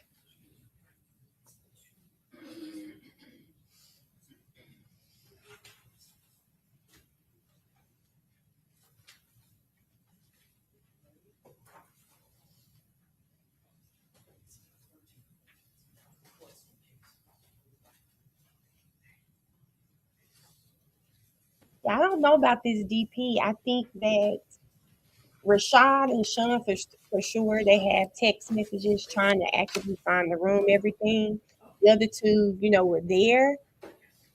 But I could see Lexi's point of view too. It sounds like an orchestrated plan. What happened? I don't know. I do not know. What was it? Unless you're gonna- State 8. According to this, it was recovered from homicide on 6/23/24 at 15:16 hours via Tampa CST. And I believe that is the only location information I have provided for any of the 3. Gotcha. And that one is the one that I have on the overhead right now, which is State's Exhibit 14, correct? If you need to- Yeah, I don't know state's exhibits, but I believe that is my Okay. item 7, sorry. And the reason I have it up here, we see MXT, and I think you were asked a little about that.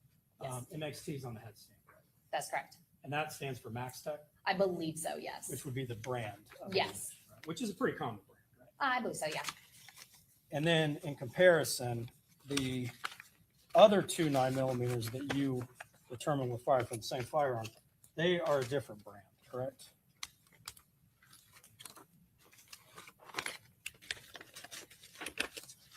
And I can put them up there to show you. Yeah, I believe they were both federals. Because they have a different marking. They both have that FC, correct? Yes, so they're different manufactured brand of ammunition, but the brand of ammo does not have bearing. We're looking at the individual marks that are translated from the firearm. Sure. And again, you determine these are fired from the same firearm, but I'm just pointing out 2 different brands of ammunition. Right? That is correct. Yep. Thank you, ma'am. That's all. Okay, please make sure the evidence is repackaged and given back to the What was clerk. his purpose? Okay. All right, very good. Any questions, Mr. Petrides? Any redirect, Mr. Harmon?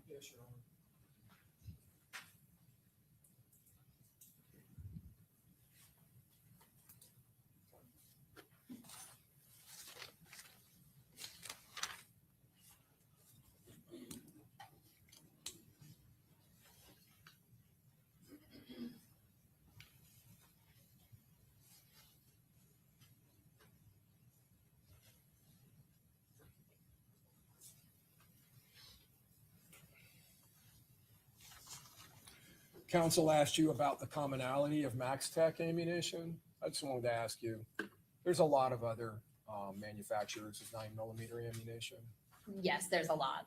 federal. There's Federal, Winchester, Remington, Spear, Hornady. There's a lot.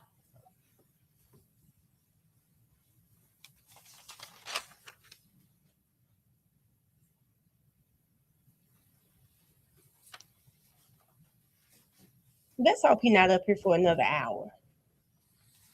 So you were asked about, and this would be your report 4099, and then your report 7633.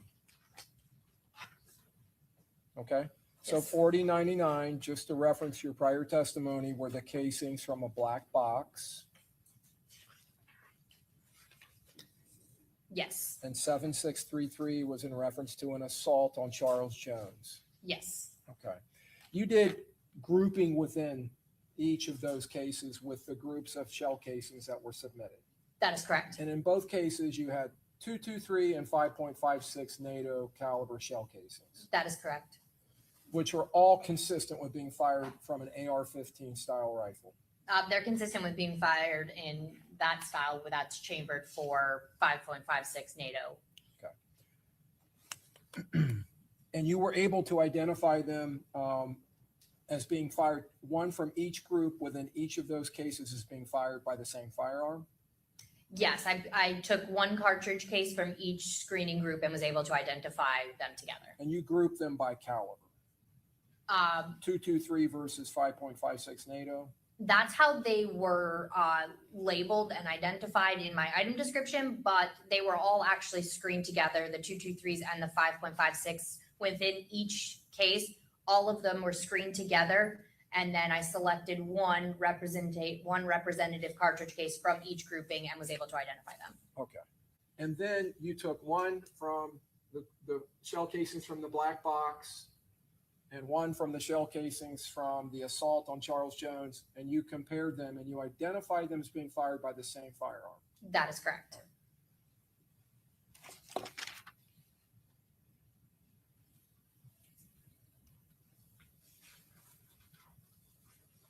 Now, council asked you about eliminating the items that were submitted this year, the fired bullet jackets, the fired bullet jacket fragments, and we talked about those. In 7633, I believe, you're at TPD submissions. 7688. I'm sorry, thank you. And you were able to eliminate all of those that had polygonal rifling on them from either of the rifles, either your 8 or 9, That is correct. right? Because those are conventionally rifled. That is correct, yes. All right. And that was, using council's term, an objective determination. Yes, You didn't need to look at the individual characteristics. that is Is that correct, right? yes. Okay.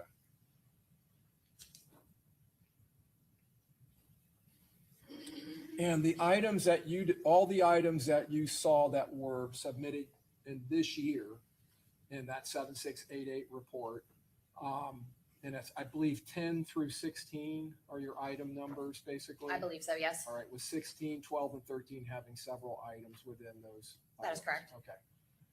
You were able to determine with 2 of those, the caliber class as being a 38 caliber class. Yes, All right. And the rest of them, they were all grouped consistent with each other as polygonal rifling with rails, except 12G, which didn't have the rails, but could have been fired from a railed Glock.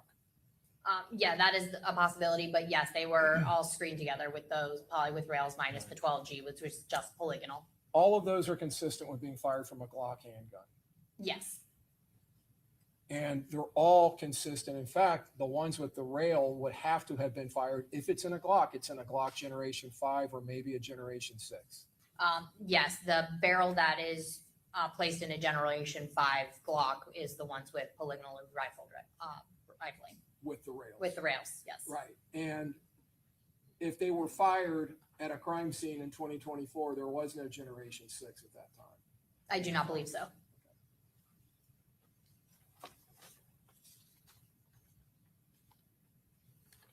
And that caliber class of those 2, that's completely different than the caliber class of the of your 8 and 9. Yes, The 5.56 NATO and the 300 Blackout. that is correct, Okay. yes. All right.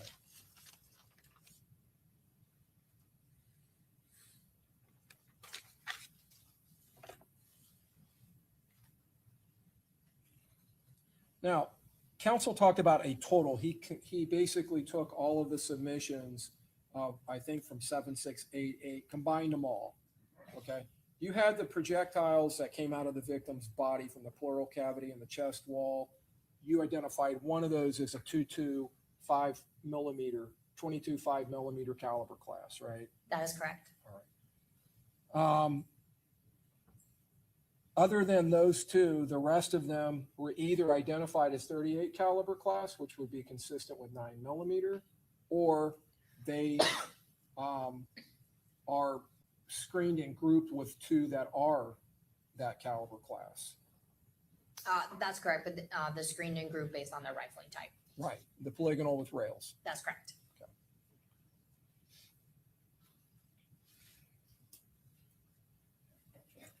And all of those were eliminated from the 300 Blackout. The 2 that you recovered from the victim's body, one of which was a 22 5.56, that's a different caliber class than 300 Blackout. That is correct.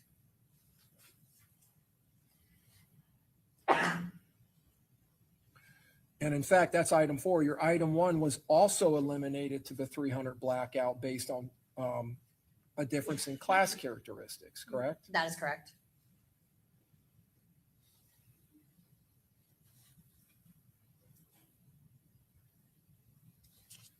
Your item 4 and item 1, which again were identified as coming from portions of the victim's body,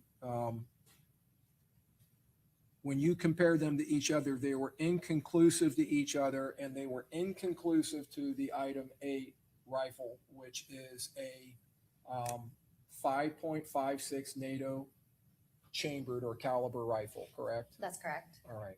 And when you say inconclusive, that is not an elimination, right? That's correct. An inconclusive is there was not enough detail to either identify or eliminate. I can't say anything otherwise other than there just was not enough detail here for me to work with. And they certainly could have been fired out of that rifle. They could have been, or they could not have been. Yeah, And there's nothing to say they weren't. correct. You were not able to eliminate them. Correct.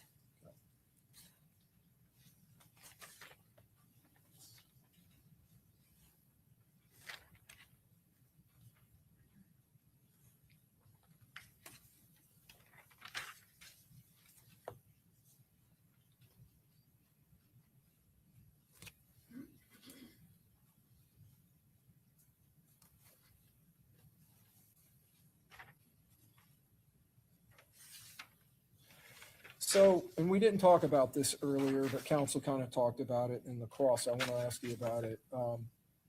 Because,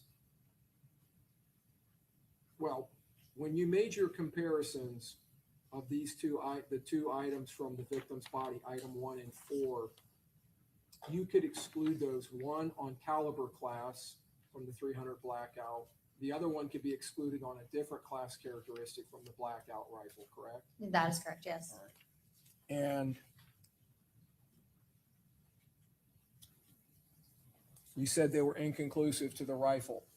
Now, when you made that comparison to, and I'm talking about the item 8, the 5.56 rifle, when you conduct that analysis, do you actually take that 5.56 Black Forge rifle, your item 8, right, our item 50, our exhibit 56, do you actually take that and test fire it? Yes, so when we receive a firearm in casework, we will take it to, we have an indoor range at our lab that we can take and shoot firearms in. And in order to collect projectiles, we shoot to what's called a water tank, which allows us to collect the bullets in a condition to allow us to do comparisons. So you're test firing it, you're collecting that bullet that has been preserved in water from being deformed or anything, correct? That's correct. Meaning it hasn't gone through glass or sheet metal or hit anything. That's correct. And you take precautions for that not to happen by firing it into that water tank? Yes, that is the purpose of the water tank, is to try to minimize any damage that could occur to it, to have them in a more pristine condition in order to compare them. And then you collect it and you take that as you know that's been fired in that rifle, and that's what you compare to the projectiles that were recovered from the victim's body 1 and 4. That is correct, yes. And that's when you're doing them next to each other on a comparison microscope? That is correct, yes. Is that the proper term? Yes. Even though those rifles were submitted with test fires, you're not going to rely on the City of Tampa Police Department's test fires. You do your own to make sure you have a pristine bullet to do that. Yes, we shoot our own test fires. And that's the process that you would have been able to go through if we had recovered a 9mm Glock pistol, correct? Yes, I would have test fired that as well. You were asked about the subjectivity of the identification procedure where you're looking for those individual characteristics. And you indicated, counsel asked you, you hold yourself to even a higher threshold than maybe other analysts? Oh, definitely. Okay. And you talked about viewing in your training thousands of projectiles that were recovered from a rifle and test firing? Yes. Or from a pistol or other firearms? That is correct, yes. And then looking at those multiple ones that are fired from the same firearm? Yep, we'll look at ones fired from the same firearm, from different firearms, from similar makes and models of firearms. And you have received the training that you've testified about, and you've conducted thousands of comparisons during your career? Oh, yes, definitely. And your training and your experience is what informs you in your opinions? Yes. May I have one moment, Your Honor? Yes. No further questions. Thank you. All right, may this witness be Oh, excused? there we go. Yes, Your Honor. Okay, thank you. Free to go? Thank you. Okay, and before, you guys need to make sure, go ahead, you're good, Ms. Tripp. So make sure the evidence is, everything's where it should be and it's repackaged. And the scissors. Okay, very good. So it's 12:20, so we'll go ahead and take our lunch break. We will reconvene, let's say 1:30. And just remember my previous instructions. Don't talk to anybody about this case. Read, watch, listen to any news accounts or social media posts. And we'll see you back here at 1:30. All right, very good. All right.